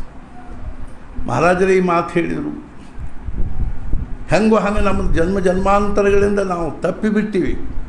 ಪ್ರಪಂಚ ಅಂದರೆ ಏನು ಅಂತ ತಿಳ್ಕೊಂಡ್ಬಿಟ್ಟಿವಿ ಅಂದ್ರೆ ನಮ್ಮದು ದೊಡ್ಡದೊಂದು ಸರ್ವಸ್ವ. ನಮ್ಮ ಕಲ್ಯಾಣದ ಒಂದೇನು ಒಂದು ಕಲ್ಯಾಣ ಮಂಟಪ ಅಂತ ಹೆಸರು, ಅದ ಒಂದು ದೊಡ್ಡ ಕಲ್ಯಾಣ ನಮ್ಮದು. ಪ್ರಪಂಚ ಅಂದ್ರೆ ಏನಪ್ಪ ಅಂದ್ರೆ ಅದ್ರ ಹೊರತು ನಮಗೆ ಜಗತ್ತಿನೊಳಗೆ ಮತ್ತೊಂದು ಯಾವುದೂ ನಮಗೆ ಸಮಾಧಾನದ ಸಾಧನೆ ಇಲ್ಲ ಅಂತ ತಿಳ್ಕೊಂಡ್ಬಿಡುವಷ್ಟು ನಾವು ಪ್ರಪಂಚ ಮಗ್ನಾಗಿ ಆ ಪ್ರಪಂಚವನ್ನು ಚಂದ ಮಾಡಬೇಕು, ಸಮೃದ್ಧ ಮಾಡಬೇಕು, ವಿಶಾಲ ಮಾಡಬೇಕು, ಶ್ರೀಮಂತ ಮಾಡಬೇಕು, ಮಕ್ಕಳು ಮರಿ ಪ್ರಪಂಚ ಎಲ್ಲ ಏನದ ಭವ್ಯ ಆಗಬೇಕು ಅನ್ನೋದು ನಮ್ಮ ತಲೆಯಾಗದ. ಆದರೆ ಎಂದೆಂದಿಗೂ ಶಕ್ಕಿಲ್ಲ. ಮಹಾರಾಜರೊಬ್ಬರು ಮನೆಗೆ ಹೋಗಿದ್ದರು, 70-72 ವರ್ಷ ಮಹಾರಾಜರಿಗೆ ಅಲ್ಲ ಬೆಲ್ಸರೆ ಅವರು ಮಹಾರಾಜರೊಬ್ಬರು ಮನೆಗೆ ಹೋಗಿದ್ದರು, 70-72 ವರ್ಷ ತಾತ್ಯಾ ಸಾಹೇಬರು ಹೋಗಿದ್ದರು. ಅವ್ರಿಗೆ ಭಾಳ ಸಂತೋಷ ಆಯ್ತು. ಮಹಾರಾಜರು ಬಂದ್ಕೊಳ್ಳಿ ಬರ್ರಿ ಅಂತೆಲ್ಲ ಇದನ್ನು ಮಾಡಿದರು. ಆಯಿತು ಮಾತು ಹಳ್ಳಿಗೆ ಹತ್ರ ಅವ್ರು. ಯಾಕ್ರಿ 72 ವರ್ಷ ಗುದ್ದಾಡಿದೆ. ನನ್ನ माझा प्रपंच काय नीट झालेला नाही ಅಂತ.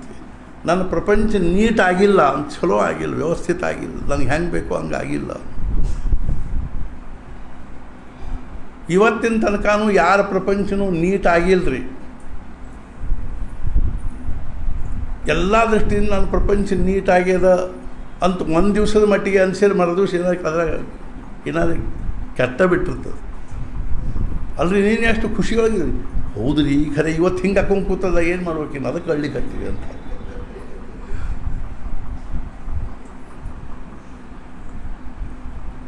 महाराज ಏನು महाराज मी तुमचा पाय पकडून सांगतो, माझा प्रपंच तुम्ही नीट करा. ನನ್ನ ಪ್ರಪಂಚ ಚಂದ ಮಾಡಿರಿ, ನೀಟ್ ಮಾಡಿರಿ, ಸರಳ ಮಾಡಿರಿ, ವ್ಯವಸ್ಥಿತ ಮಾಡಿರಿ, ಪರಿಪೂರ್ಣ ಮಾಡಿರಿ. महाराजರು बापूसाहेब काळजी करू नका ಅಂತ 7 दिवसात तुमचा प्रपंच नीट करून देतो. 7 ದಿನದ ನಿಮ್ಮ ಪ್ರಪಂಚ ಚಂದ ಮಾಡಿಕೊಡ್ತೀನಿ, ನೀಟ್ ಮಾಡಿಕೊಡ್ತೀನಿ ಅಂತ. ಹಾಂ 7 ದಿನ 70 ವರ್ಷ ಗುದ್ದಾಡಿನ ಆಗಲಿ 7 ದಿನದಾಗ ಹೆಂಗೆ ಮಾಡಿಕೊಡ್ತೀನಿ ನೋಡ್ರಿ ನೀವು ಅಂದರು. ಸತ್ಪುರುಷರು ಏನು ಸಾಮಾನ್ಯ ಇರ್ತಾರೇನ್ರಿ? ಸತ್ಪುರುಷ ಅಂದ್ರೆ ವೈಟ್ ಟೈಗರ್ ಇದ್ದಂಗೆ ಅವರು. ಬಿಳಿ ಹುಲಿ ಇರ್ತಾವೆ ನೋಡಿದ್ರೆ ನಾವು ನೋಡಿವು ಹೈದರಾಬಾದ್ ಝೂದಾಗ ವೈಟ್ ಟೈಗರ್. ಒಂದು 100 ಹುಡುಗರು ನಿಂತಿದ್ರು. ಆ ವೈಟ್ ಟೈಗರ್ ಫೋಟೋ ತಕ್ಕೋಬೇಕಿತ್ತು. ಇತ್ಲ ಮಾರಿ ಮಾಡಿದ್ರೆ ಫೋಟೋ ತಕ್ಕೋಬೇಕು. ನಾವು ನಿಂತಿದ್ವಿ ಅಲ್ಲಿ. ಅದೇನು ಒಂದು ತಾಸಾದರೂ ಇತ್ಲ ಹೊಳ್ಳಿ ನೋಡಲಿಲ್ಲ ರೀ ವೈಟ್ ಟೈಗರ್. ಅದು ಅಂಥವ್ರಿಗೆ ಸಾಧುಗಳು ಅಂತಾರೆ. ನಮ್ಮೂ ಎಲ್ಲ ಇವೆಲ್ಲ ಈ ಲಡ್ಡಿ ಪಿಸ್ಕಿ ಸಾಧುಗಳು ನಾವೆಲ್ಲ. ಯಾರು ಬಂದು ಕೊಡಿ ಬರ್ರಿ ಒಂದು ಚೂರು ಅವ್ರ ಕಡೆ ನೋಡೋದು ನಮಗೆ ಲಕ್ಷ್ಯ ಹೋಲಿಲ್ಲ ಅಂದ್ರೆ ಆಮೇಲೆ ತಗೋತಾರೆ ನೋಡಿ ನಮ್ಮನ್ನು ಕೈ ಅವ್ರು. ಏನು ರೀ ಗುರುಗಳ ಬಂದು ನಿಂತಿದ್ವಿ, ನೀವು ನಮ್ಮ ಕಡೆ ಹೊಳ್ಳಿ ನೋಡಲೇ ಇಲ್ಲ ನೀವು. 3 ರೂಪಾಯಿ. ನಾವು ಕಾನ್ಪುರಕ್ಕೆ ಹೋಗಿದ್ವಿ. ಕಾನ್ಪುರದಿಂದ ಒಂದು 10-12 ಕಿಲೋಮೀಟ್ರ್ ಮೇಲೆ ಪನ್ಕಿ ಪಡಾವ್ ಅಂತ ಊರದು.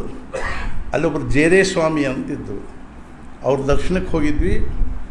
ಮುಂಜಾನೆ 10:30 11 ಆಗಿತ್ತು, 11-11:30 ಆಗಿತ್ತು ಅನಿಸ್ತು.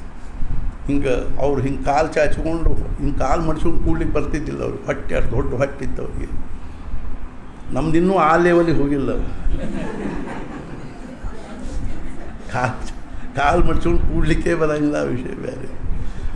ಅವ್ರು ಹಿಂಗೆ ಕಾಲು ಮುಂದೆ ಮಾಡಿಕೊಂಡು ಕೂತಿದ್ದರು. ಹಿಂಗೆ ನಾವು ಹೋಗಿ ಎದುರಿಂದ ನಮಸ್ಕಾರ ಮಾಡಿದ್ವಿ. 5 ನಿಮಿಷ 10 ನಿಮಿಷ ಕೈ ಮುಕ್ಕೊಂಡು ಕೂತೀನಿ ನಾನು. 5 ನಿಮಿಷ 10 ನಿಮಿಷ ಅವ್ರೇನು ಹಿಂಗೆ ಕೂತ ಅವ್ರು ಮಾರಿ ಅಳಿಗಾಡಿಸ್ಲಿಲ್ಲ. 15 ನಿಮಿಷ ಆಯ್ತು, ಅವ್ರೇನು ಒಂದು ಪೆಟ್ಟಲ್ಲಿಲ್ಲ. ಆಮೇಲೆ ಎದ್ದು ನಮಸ್ಕಾರ ಮಾಡಿ ಎದ್ದು ಬಂದು ಇತ್ಲ ಮಗ್ಗಲಿಗೆ ಕೂತೆ. ಅಲ್ಲಿ ನಮ್ಮ ಗುರುಬಂಧು ಅಗದಿ ಆತ್ಮೀಯರು ಘನಶ್ಯಾಮ್ ಗಾಡ್ಗೀಳಂತ ಸಾಂಗ್ಲಿಯವರು, ಅವ್ರು ಕೂತಿದ್ರಲ್ಲಿ. ಅವ್ರ ಮಗ್ಗಲಿಗೆ ಕೂತೆ. ಒಂದು 2 ನಿಮಿಷ ಬಿಟ್ಟು ಹೇ ಅಸೇಕ ಅಂತ ಕೇಳಿ, ಇವ್ರು ಹಿಂಗ್ಯಾಕ ಅಂತ ಕೇಳಿದೆ. ತಸೇಚ್ ಅಂತ ಅವ್ರು ಹಂಗೆ ಅಂತ ಹೇಳಿ. ಅವರಲ್ಲಿ ಅವ್ರು ಸೇವಾ ಮಾಡ್ಕೊಂಡು 4 ವರ್ಷ ಇದ್ರಲ್ಲಿ ಅವರು. ನಾ ಕೇಳಿದೆ ಹೆಂಗಿದು. ಅವ್ರು ಹೇಳಿದರು ಮುಂಜಾನೆ 4 ಗಂಟೆ ಕೇಳ್ತಾರೆ, ಎದ್ದವ್ರನ್ನ ಬಡ ಬಡ ಹೋಗಿ ಎಲ್ಲರೇ ಒಂದು ಕಡೆ ಕೂಡ್ತಾರೆ. ಒಂದೊಂದು ಸಲ ತಿಪ್ಪಿ ಮೇಲೆ ಕೂಡ್ತಾರೆ, ಗಿಡದ ಕೆಳಗೆ ಕೂಡ್ತಾರೆ, ರಸ್ತೆದಾಗ ಕೂಡ್ತಾರೆ, ಯಾರ್ದಾರು ಕಟ್ಟಿ ಮೇಲೆ ಹೋಗಿ ಕೂಡ್ತಾರೆ. ಕೂತರು ಅಂದ್ರೆ ರಾತ್ರಿ 12 ತನಕ ಅಳಿಗಾಡೋದ್ರು ಅಲ್ಲಿಂದ. ಹಿಂಗೆ ಕೂತ್ಬಿಡ್ತಾರೆ. ವೈಟ್ ಟೈಗರ್ ಇದ್ದಂಗೆ ನೋಡ್ರಿ ಅವರು. ಆಮೇಲೆ ರಾತ್ರಿ 12ಕ್ಕೆ ಎದ್ದು ಒಂದಿಷ್ಟು ಘನಶ್ಯಾಮ ಅವರು ಅವ್ರಿಗೆ ಅನ್ನ ಸಾರು ಒಂದು ದೊಡ್ಡ ಬಟ್ಟಲ್ದಾಗ ಕಲಿಸ್ಕೊಡ್ತಿದ್ರು. ಹಿಂಗೆ ಚಮಚೆಯಲ್ಲಿ ತಿಂತಿದ್ರು. ಸ್ವಲ್ಪ ಹಿಂಗೆ ಅಡ್ಡಾಡಿ ಒಂದು ಅರ್ಧ ತಾಸು ಅಡ್ಡಾಡಿ ಸಾಧಾರಣ 11 ಕೇಳ್ತಿದ್ರು. 12 ಗಂಟೆಗೆ ಮಲ್ಕೊಂಡ್ರು, 4ಕ್ಕೆ ಕೇಳ್ತಿದ್ರು, ಮತ್ತೆ ಎಲ್ಲರೂ ಹೋಗ್ತಿದ್ರು. ಅವ್ರಿಗೆ ಏನಾದ್ರು ಹಿಂಗೆ ಸರ್ಬತ್ ಗಿರ್ಬತ್, ಅವ್ರು ಬ್ಯಾಸಿಗೆ ದಿವಸ ಇತ್ತು, ಹಿಂಗೆ ಕೂತಲ್ಲೇ ಸರ್ಬತ್ ಅನ್ನೋದು ಅಂದ್ಕೂಡಲೇ ಅವ್ರು ಘನಶ್ಯಾಮ ಅವ್ರು ಸರ್ಬತ್ ಮಾಡಿ ತಂದು ಕೊಡ್ತಿದ್ರು. ಹಿಂಗೆ ಕೈ ಮಾಡ್ತಿದ್ರು, ಇಸ್ಕೋತಿದ್ರು, ಹಿಂಗೆ ಕುಡಿತಿದ್ರು, ಹಿಂಗೆ ಕೊಡ್ತಿದ್ರು. ಇಲ್ಲೊಂದು ಸಲ ಪ್ರವಚನದಾಗ ಹೇಳಿದೆ, ನಮ್ಮ ಆಶ್ರಮದಾಗೂ ನಾವು ಹಿಂಗೆ ಮಾಡಿದ್ವಿ, ಮರುದಿವ್ಸದ ಸರ್ಬತ್ ಬರೋಂಗೇ ಇಲ್ಲ.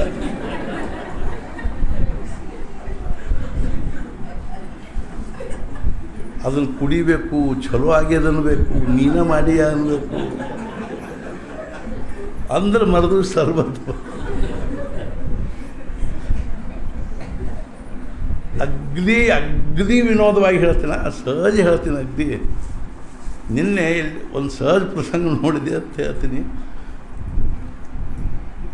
ಒಂದು ಕಡೆಗೆ ಗಂಡ ಹೆಂಡತಿ ಇಬ್ಬರು ಒಂದು ಕಡೆ ಕೂತಿದ್ರು. ನಾಂದೇ ಮದುವೆ ಆಗಿ ಇಷ್ಟು ವರ್ಷ ಆಯ್ತು, ಮತ್ತಿಬ್ಬರು ಹಿಂಗೆ ಕೂತಿರ್ತಾರಲ್ಪ ಅಂತ ಹಿಂಗೆ ತಲೆಯಾಗಿ ಬಂತು. ನಮಗೇನು ಗೊತ್ತಾಗಬೇಕು ಅದು ಏನು ಹುಚ್ಚತನ ಅಲ್ಲ. ಆವಾಗ ನನಗೇನು ಅನ್ನಿಸ್ತು, ಬಹುಶಃ ಇದು ಸೈಕಾಲಜಿರೇ. ಇದು 24 ತಾಸು 12 ತಿಂಗಳು ಗಂಡನ ಖುಷಿ ಇಡ್ಲಿಕ್ಕೆ ಏನು ಪ್ರಯತ್ನ ಮಾಡ್ತಿರ್ತಾಳೆ, ಹೆಂಡ್ತಿನ ಖುಷಿ ಇಡ್ಲಿಕ್ಕೆ ಗಂಡ ಪ್ರಯತ್ನ ಮಾಡ್ತಿರ್ತಾಳೆ. ದೂರ ಕೂತ್ಕೊಳ್ಳಿ, ಆಕೆ ಮನೆಗೆ ಹೋಗಿ ಚಲೋ ತಂದು ಕೈ ತೊಗೊಂಡ್ರೆ ಒಂದು ಗಾಬರಿ ಆಗಿ ಪಾಪ ಆಕೆ ಹತ್ರ ಕೂಡ್ತಾನೆ. ಆಕೆ ದೂರ ಕೂತ್ಲು ಅದು ಮನ್ಯಾಗ ಹೋಗಿ ಅವ್ನು ಕೈ ತೊಗೊಂಡ್ರೆ ಅಂತ ತಿಳ್ಕೊಂಡು ಆಕೆ ಅವನ ಹತ್ರ ಕೂಡ್ತಾಳೆ. ಇದಕ್ಕಾಗಿ ನಾ ಯಾಕೆ ಹೇಳಲಿಕ್ಕೆ ಹತ್ತೀನಿ ಅಂದ್ರೆ, ಸತ್ಪುರುಷರದು ಜೀವನದ ಒಂದು ಸ್ಟೈಲ ವಿಲಕ್ಷಣ. ನಮ್ಮ ಜೀವನ ಭಾರತೀಯ ಸಂಸ್ಕೃತಿಯ ಒಂದು ಬಹಳ ದೊಡ್ಡದಾಗಿರ್ತಕ್ಕಂಥ ಭಾಗ್ಯ ಏನು ಅಂದ್ರೆ, ನಮ್ಮ ದೇಶದಲ್ಲಿ ಸತ್ಪುರುಷರು ಪರಂಪರಾ ಏನದನೋ ಇದೇ ಒಂದು ಬಹಳ ದೊಡ್ಡ ಭಾಗ್ಯ. ಮತ್ತು ಯಾವ ಸತ್ಪುರುಷರು ನಮ್ಮ ಭಾರತೀಯ ಸಂಸ್ಕೃತಿಯನ್ನು ಅಲ್ಲಗಳೆದಿಲ್ಲ, ಭಾರತೀಯ ಸಂಸ್ಕೃತಿಯನ್ನು ಉಪೇಕ್ಷೆ ಮಾಡಿಲ್ಲ. ಯಾಕೆಂದರೆ ಅದು ನಮ್ಮ ಭಾರತೀಯ ಸಂಸ್ಕೃತಿಯ ಮನುಷ್ಯ ಜೀವನದ ಒಂದು ಆಧಾರ, ಮೂಲಾಧಾರ. ಅದು ಆ ಮೂಲಾಧಾರವನ್ನು ಬಿಟ್ಟು ನಮಗೇನು ಇದೂ ಇಲ್ಲ. ಆದರೆ ನಮ್ಮ ದೇಶದಲ್ಲಿ ಆ ಸಂಸ್ಕೃತಿಗೆ ಮಹತ್ವ ಅದನ್ನು ಅದು ನಮ್ಮ ಜೀವನದಲ್ಲಿ ಬೆಳೆದು ಬರಬೇಕು ಅನ್ನೋ ದೃಷ್ಟಿಯಿಂದನೇ, ಮತ್ತು ಅದಕ್ಕೆ ಅದಕ್ಕೆ ಅನುಸಾರವಾಗಿಯೇ ದೇಹದ ರಚನಾ, ಅದೇ ರೀತಿಯಾಗಿ ಮನಸ್ಸು ಬುದ್ಧಿಗಳ ರಚನಾ, ಸಂಸ್ಕಾರಗಳು, ಪ್ರವೃತ್ತಿಗಳು, ಸ್ವಭಾವಗಳು ಬೆಳ್ಕೊಂಡು ಬಂದಿರ್ತಾವೆ. ಆದ್ದರಿಂದ ಒಂದು ಕಡೆ ನಮ್ಮಲ್ಲಿ ಹೇಳಿದ್ದಾರೆ, ಬ್ರಾಹ್ಮಣರ ವಿಷಯದಲ್ಲಿ ಹೇಳಬೇಕಾದ್ರೆ, ಜನ್ಮನ ಜಾಯತೆ ಶೂದ್ರ ಸಂಸ್ಕಾರಾತ್ ದ್ವಿಜ ಉಚ್ಯತೆ ವೇದಾಧ್ಯಯನಾತ್ ಭವೇದ್ವಿಪ್ರೋ ಬ್ರಹ್ಮಜಾನಾತೀತಿ ಬ್ರಾಹ್ಮಣ ಅಂತ. ನಾವೆಲ್ಲರೂ ಹುಟ್ಟಿ ಬಂದಾಗ ಜನ್ಮನ ಜಾಯತೆ ಶೂದ್ರ ಅಂದರೆ ಏನು, ನಮಗೆ ಸಂಸ್ಕಾರ ಇದು ಇರುವುದಿಲ್ಲ ಅಂತ, ನಿಶ್ಚಿತವಾಗಿರ್ತಕ್ಕಂಥ ಒಂದು ಪ್ರವೃತ್ತಿ ಇರುವುದಿಲ್ಲ, ನಿಶ್ಚಿತವಾಗಿರ್ತಕ್ಕಂಥ ಒಂದು ಅರ್ಥ ಆಚರಣೆ ಇರುವುದಿಲ್ಲ, ಕರ್ಮಧರ್ಮಗಳಿರುವುದಿಲ್ಲ. ಸ್ವಚ್ಛಂದವಾಗಿರ್ತಕ್ಕಂಥದ್ದು ಏನಿರ್ತದೆ ಅಂದ್ರೆ ಆವಾಗ ಸ್ವಾಭಾವಿಕ ಲಕ್ಷಣ ಇರ್ತದೆ. ಅದೇನು ದೋಷ ಅಲ್ಲ, ತಪ್ಪಲ್ಲ, ಪಾಪ ಅಲ್ಲ. ಆದರೆ ಇನ್ನೂ ಅದರೊಳಗೆ ಏನೂ ಸಂಸ್ಕಾರದ ಬಾಗಿಲು ತೆಗೆದಿಲ್ಲ ಅಂತ. ಆದ್ದರಿಂದ ಸಾಧು ಸತ್ಪುರುಷರ ಕಳಕಳಿ ಏನದ ಅಂತಂದರೆ ನಾವು ಹೊರಗಿನಿಂದ ಯಾವುದೇ ಒಂದು ವಾತಾವರಣದಲ್ಲಿರಲಿ, ಪರಿಸ್ಥಿತಿಯಲ್ಲಿರಲಿ, ಆದರೆ ಮನುಷ್ಯ ಜೀವನ ನಿಜವಾಗಿಯೂ ನಿಧಾನವಾಗಿ ಅವನು ಆತ್ಮ ಸಾಕ್ಷಾತ್ಕಾರದ ಕಡೆಗೆ ಹೋಗಬೇಕು ಅಂದರೆ, ಆತ್ಮಜ್ಞಾನದ ಕಡೆಗೆ ಹೋಗಬೇಕು ಅಂದರೆ ಅವನನ್ನು ಆ ದ್ವಾರಗಳ ಮೂಲಕವಾಗಿ, ಆ ಸಂಸ್ಕಾರಗಳ ಮೂಲಕವಾಗಿಯೇ ತೊಗೊಂಡು ಹೋಗುವಂಥದ್ದು ನಮ್ಮ ಭಾರತೀಯ ಸನಾತನ ಸಂಸ್ಕೃತಿ ಬಹಳ ದೊಡ್ಡ ವೈಶಿಷ್ಟ್ಯ. ಅದಕ್ಕೆ ನಾನು ಹೇಳಿದೆ ಏನು ಅಂದರೆ, ನಮ್ಮಲ್ಲಿ ಭಾರತೀಯ ಸಾಧು ಋಷಿಮುನಿಗಳು ಯಾವ ಒಂದು ವೇದ ಅಥವಾ ಒಂದು ಉಪನಿಷತ್ತು ಇತ್ಯಾದಿಗಳನ್ನು ಅವರು ತಮ್ಮ ಅತಿಮಾನಸ ಅವಸ್ಥೆಯೊಳಗಿಂದ ಅದು ಸಹಜವಾಗಿ ಪ್ರಕಟವಾಗಿರ್ತಕ್ಕಂಥ ವಿಚಾರ ಮಂತ್ರಗಳ ರೂಪದಲ್ಲಿ ಇವತ್ತಿಗೂ ಅವು ಚಿರಂತನವಾಗಿ ಉಳ್ಕೊಂಡಿರ್ತಕ್ಕಂಥವುಗಳು. ಆದ್ದರಿಂದ ಸತ್ಪುರುಷರು ಬಹಳ ದೊಡ್ಡ ವೈಶಿಷ್ಟ್ಯ ಏನು ಅಂದರೆ, ನಮ್ಮನ್ನು ಆ ಸಂಸ್ಕಾರಗಳ ಪಡಿಯಚ್ಚಿನೊಳಗಿಂದಲೇ ತೊಗೊಂಡು ಬರ್ತಾರೆ. ಆ ಸಂಸ್ಕಾರ ಎಷ್ಟು ಸೂಕ್ಷ್ಮವಾಗಿರ್ತವೆ ಅಂದರೆ, ಈಗ ನೋಡಿರಿ, ನಾವು ನೋಡ್ತೀವಿ ಎಷ್ಟೋ ಹುಡುಗರಿಗೆ ಸಣ್ಣ ಸಣ್ಣ ಮಕ್ಕಳು ಇರ್ತವೆ, ಹೊರಗಿನಿಂದ ಬಂದಿರ್ತಾರೆ, ಅವಕ್ಕೆ ನಮಸ್ಕಾರ ಮಾಡೋ ಪ್ರವೃತ್ತಿ ಇರೋಂಗಿಲ್ಲ, ಗೊತ್ತೇ ಇರೋಂಗಿಲ್ಲ ನಮಸ್ಕಾರ ಮಾಡೋದು ಹೆಂಗೆ ಅಂದ್ರೆ. ನಮಗೆ ತಂದು ನಮಸ್ಕಾರ ಮಾಡಿಸ್ತಿರ್ತಾರೆ, ಚಿಟ್ ಚೀರ್ತಿರ್ತಾವೆ. ಮನೆಯೊಳಗೆ ಇಲ್ಲೇ ಇಲ್ಲ ಆ ವಾತಾವರಣ ಇರೋಂಗಿಲ್ಲ. ಸಣ್ಣ ಮಕ್ಕಳಿಗೆ ನಮಸ್ಕಾರ ಮಾಡಿಸುವುದ್ರದ್ದು ಕಲ್ಪನಾನೇ ಇರೋಂಗಿಲ್ಲ, ದೊಡ್ಡವ್ರಿಗೆ ಇರೋಂಗಿಲ್ಲ, ಮಕ್ಕಳಿಗೆ ಮಾಡೋ ಪ್ರಶ್ನೆ ಬರ್ತದೆ. ಇದು ಸಂಸ್ಕಾರದ ಪ್ರಭಾವ. ಅರ್ಥಾತ್ ಏನು ಅಂದರೆ, ದೇವರು ಅದೇ ರೀತಿಯಾಗಿ ಏನಾದರೂ ಪೂಜೆ ಪುನಸ್ಕಾರ ಜಪ ತಪ ಮನೆಯೊಳಗಿನ ದೊಡ್ಡವರಿಗೆ ಅದ್ರದ್ದೇನು ಸಂಸ್ಕಾರ. ಹೆಂಡಂದ್ರೆ ಹೇಳ್ತಿರ್ತಾರೆ, ಆಚಮನ ಮಾಡಿರಿ, ಇದನ್ನು ಮಾಡಿರಿ, ಹಂಗೆ ಕೂಡ್ರಿ, ಹಿಂಗೆ ಕೂಡ್ರಿ, ಹಿಂಗೆ ಹಿಡೀರಿ, ಹಂಗೆ ಹಿಡೀರಿ. ಇವು ಎಲ್ಲವೂ ನಮ್ಮ ಜೀವನದೊಳಗೆ ಬೆಳ್ಕೊಂಡು ಬರಬೇಕು. ಅಂದ್ರೆ ಮಾತ್ರ ಏನಾದರೂ ಜೀವನದಲ್ಲಿ ನಾವು ಶಾಂತಿ ಸಮಾಧಾನ ಕಡೆಗೆ ಹೋಗ್ಲಿಕ್ಕೆ ಇಲ್ಲೇ ಅವಕ್ಕೆ ನಮಗನ್ನಿಸ್ತು ಅವೇನು ಭಾಳ ದೊಡ್ಡ ಮಹತ್ವದ್ದು ಅಲ್ಲ ಅಂತ. ಅದು ನಮ್ಮದು ಏನದ ಅಂದ್ರೆ ರಜೋಗುಣದ ಲಕ್ಷಣ, ತಮೋಗುಣ ರಜೋಗುಣದ ಲಕ್ಷಣ. ನಮ್ಮಲ್ಲಿ ಅಂತರ್ಮುಖ ಆಗಬೇಕನ್ನೋ ಪ್ರವೃತ್ತಿ ಇಲ್ಲದೆ ಇರೋದ್ರಿಂದ ಉಂಟಾಗಿರ್ತಕ್ಕಂಥ ಲಕ್ಷಣ. ಸಂಸ್ಕಾರಗಳನ್ನು ನಾವು ಉತ್ತಮವಾಗಿರ್ತಕ್ಕಂಥ ಈ ಎಂಥ ಸಂಸ್ಕಾರದೇ ಒಬ್ಬ ಯಾಕೆ ಇರ್ಕೋವಲ್ಲ. ಅತ್ಯಂತ ಹೀನ ಸಂಸ್ಕಾರವುಳ್ಳಂಥ ಇರಲಿ, ಅತ್ಯಂತ ಸಾಮಾನ್ಯ ಸಂಸ್ಕಾರವುಳ್ಳಂಥ ಮನುಷ್ಯ ಇರಲಿ, ಅವನಿಗೆ ನಾವು ಉತ್ತಮ ಸಂಸ್ಕಾರಗಳನ್ನು ಕೊಡಲಿಕ್ಕೆ ಶುರು ಮಾಡಿದ್ವಿ ಅಂದ್ರೆ ಅವನ ವ್ಯಕ್ತಿತ್ವನೇ ಬದಲಾಗ್ಬೋದು. ಅರ್ಥಾತ್ ಈವರೆಗೂ ಅವನು ಎಂಥವನ ಇದ್ದರೂ ಸಹಿತ ಅಪಿಚೇತ್ಸು ದುರಾಚಾರು ಭಜತೆ ಮಾಂ ಅನನ್ಯ ಭಾಗ್ ಸಾಧುರೇವ ಸಮಂತವ್ಯ ಸಮ್ಯಕ್ ವ್ಯವಸಿತೋ ಹಿ ಸಹ ಕ್ಷಿಪ್ರಂ ಭವತಿ ಧರ್ಮಾತ್ಮ ಶಶ್ವಚ್ಛಾಂತಿಂ ನಿಗಚ್ಚತಿ ಕೌಂತೆಯ ಪ್ರತಿಜಾನಿ ನಮೇ ಭಕ್ತ ಪ್ರಣಶ್ಯತಿ. ಎಂಥ ದುರಾಚಾರಿನ ಯಾಕೆ ಕೊಲೆಗಡಕ್ಕೆ ಇರ್ಕೋಲ್ಲ. ಒಂದು ಉದಾಹರಣೆ ಹೇಳ್ತೀನಿ. ಸಾತಾರದಲ್ಲಿ ಒಬ್ಬರು ವಕೀಲರಿದ್ದರು. ಆ ವಕೀಲರ ಮನೆಗೆ ಬೆಲ್ಸರೆಯವರು ಹೋಗಿದ್ರು. ಬೆಲ್ಸರೆಯವರು ಹೋದಾಗ ಒಬ್ಬ ಮನುಷ್ಯ ಬಂದಲ್ಲಿ ಆ ವಕೀಲರ ಕಡೆಗೆ. ಅವನು ನೋಡಿದರೆ ಹೆದರುವಂಥ ಮನುಷ್ಯ ಇದ್ದ. ಅರ್ಥಾತ್ ಅವನು ಡಾಕು ಇದ್ದ, ದರೋಡೆಖೋರಿದ್ದ, ಕೊಲೆಗಾರಕ್ಕಿದ್ದ. ಅವನು ಕೊಲೆ ಮಾಡಿದ್ದ. ನನ್ನನ್ನು ಈ ಕೊಲೆಯಿಂದ ಬಿಡಿಸ್ರಿ ಅಂತ ವಕೀಲರ ಕಡೆಗೆ ಅವನು ಬಂದ. ಅವರು ಇಂಥ ಕೇಸ್ ನೋಡ್ತಿದ್ರು, ಕ್ರಿಮಿನಲ್ ಕೇಸ್ ನೋಡ್ತಿದ್ರು. ಕೊನೆಗೆ ಅದನ್ನು ನಮ್ಮ ಕಡೆ ದುಡ್ಡಿಲ್ಲ ಏನಿಲ್ಲ ಅಂತ ಕೇಸು ನಡೆಸಿದ್ರು. ಮುಂದೆ ಹೆಂಗೋ ಏನೋ ಅವನು ಬಿಡುಗಡೆ ಆದ. ಅದರಾಗಿಂದ ಅಷ್ಟೊತ್ತಿಗೆ ಅದು 6-7 ತಿಂಗಳಾಗಿತ್ತು. ಮತ್ತೊಂದು ಸಂದರ್ಭದಲ್ಲಿ ಬೆಲ್ಸರೆಯವರು ಅಲ್ಲಿಗೆ ಹೋಗಿದ್ದರು. ಹೋದಾಗ ಅವನು ಬಂದಿದ್ದ. ಅವ ವಕೀಲರ ಮುಂದೆ 100-200 ಇಟ್ಟು ನಮಸ್ಕಾರ ಮಾಡಿದ. ಆವಾಗ ಅವನು ಹೇಳಿದ, ನಾನಂತೂ ಇಂಥವಿದ್ದೀನಿ, ನನಗೇನು ತಿಳಿಯೋದಿಲ್ಲ. ಮತ್ತು ಅವನು ವಕೀಲರು ಅವನಿಗೆ ಹೇಳಿದರು, ತಗೋಪ ಇದನ್ನೆಲ್ಲ ಬಿಟ್ಟುಬಿಡು ನೀನು ಅಂತ ಹೇಳಿದರು. ಆಮೇಲೆ ಅವನು ಹೇಳಿದ, ನನಗೊಂದು ನೀವು ಉಪಕಾರ ಮಾಡಬೇಕು ಅಂತ. ಏನು? ನನಗೊಂದು ಜ್ಞಾನೇಶ್ವರಿ ಕೊಡ್ರಿ ಅಂತ.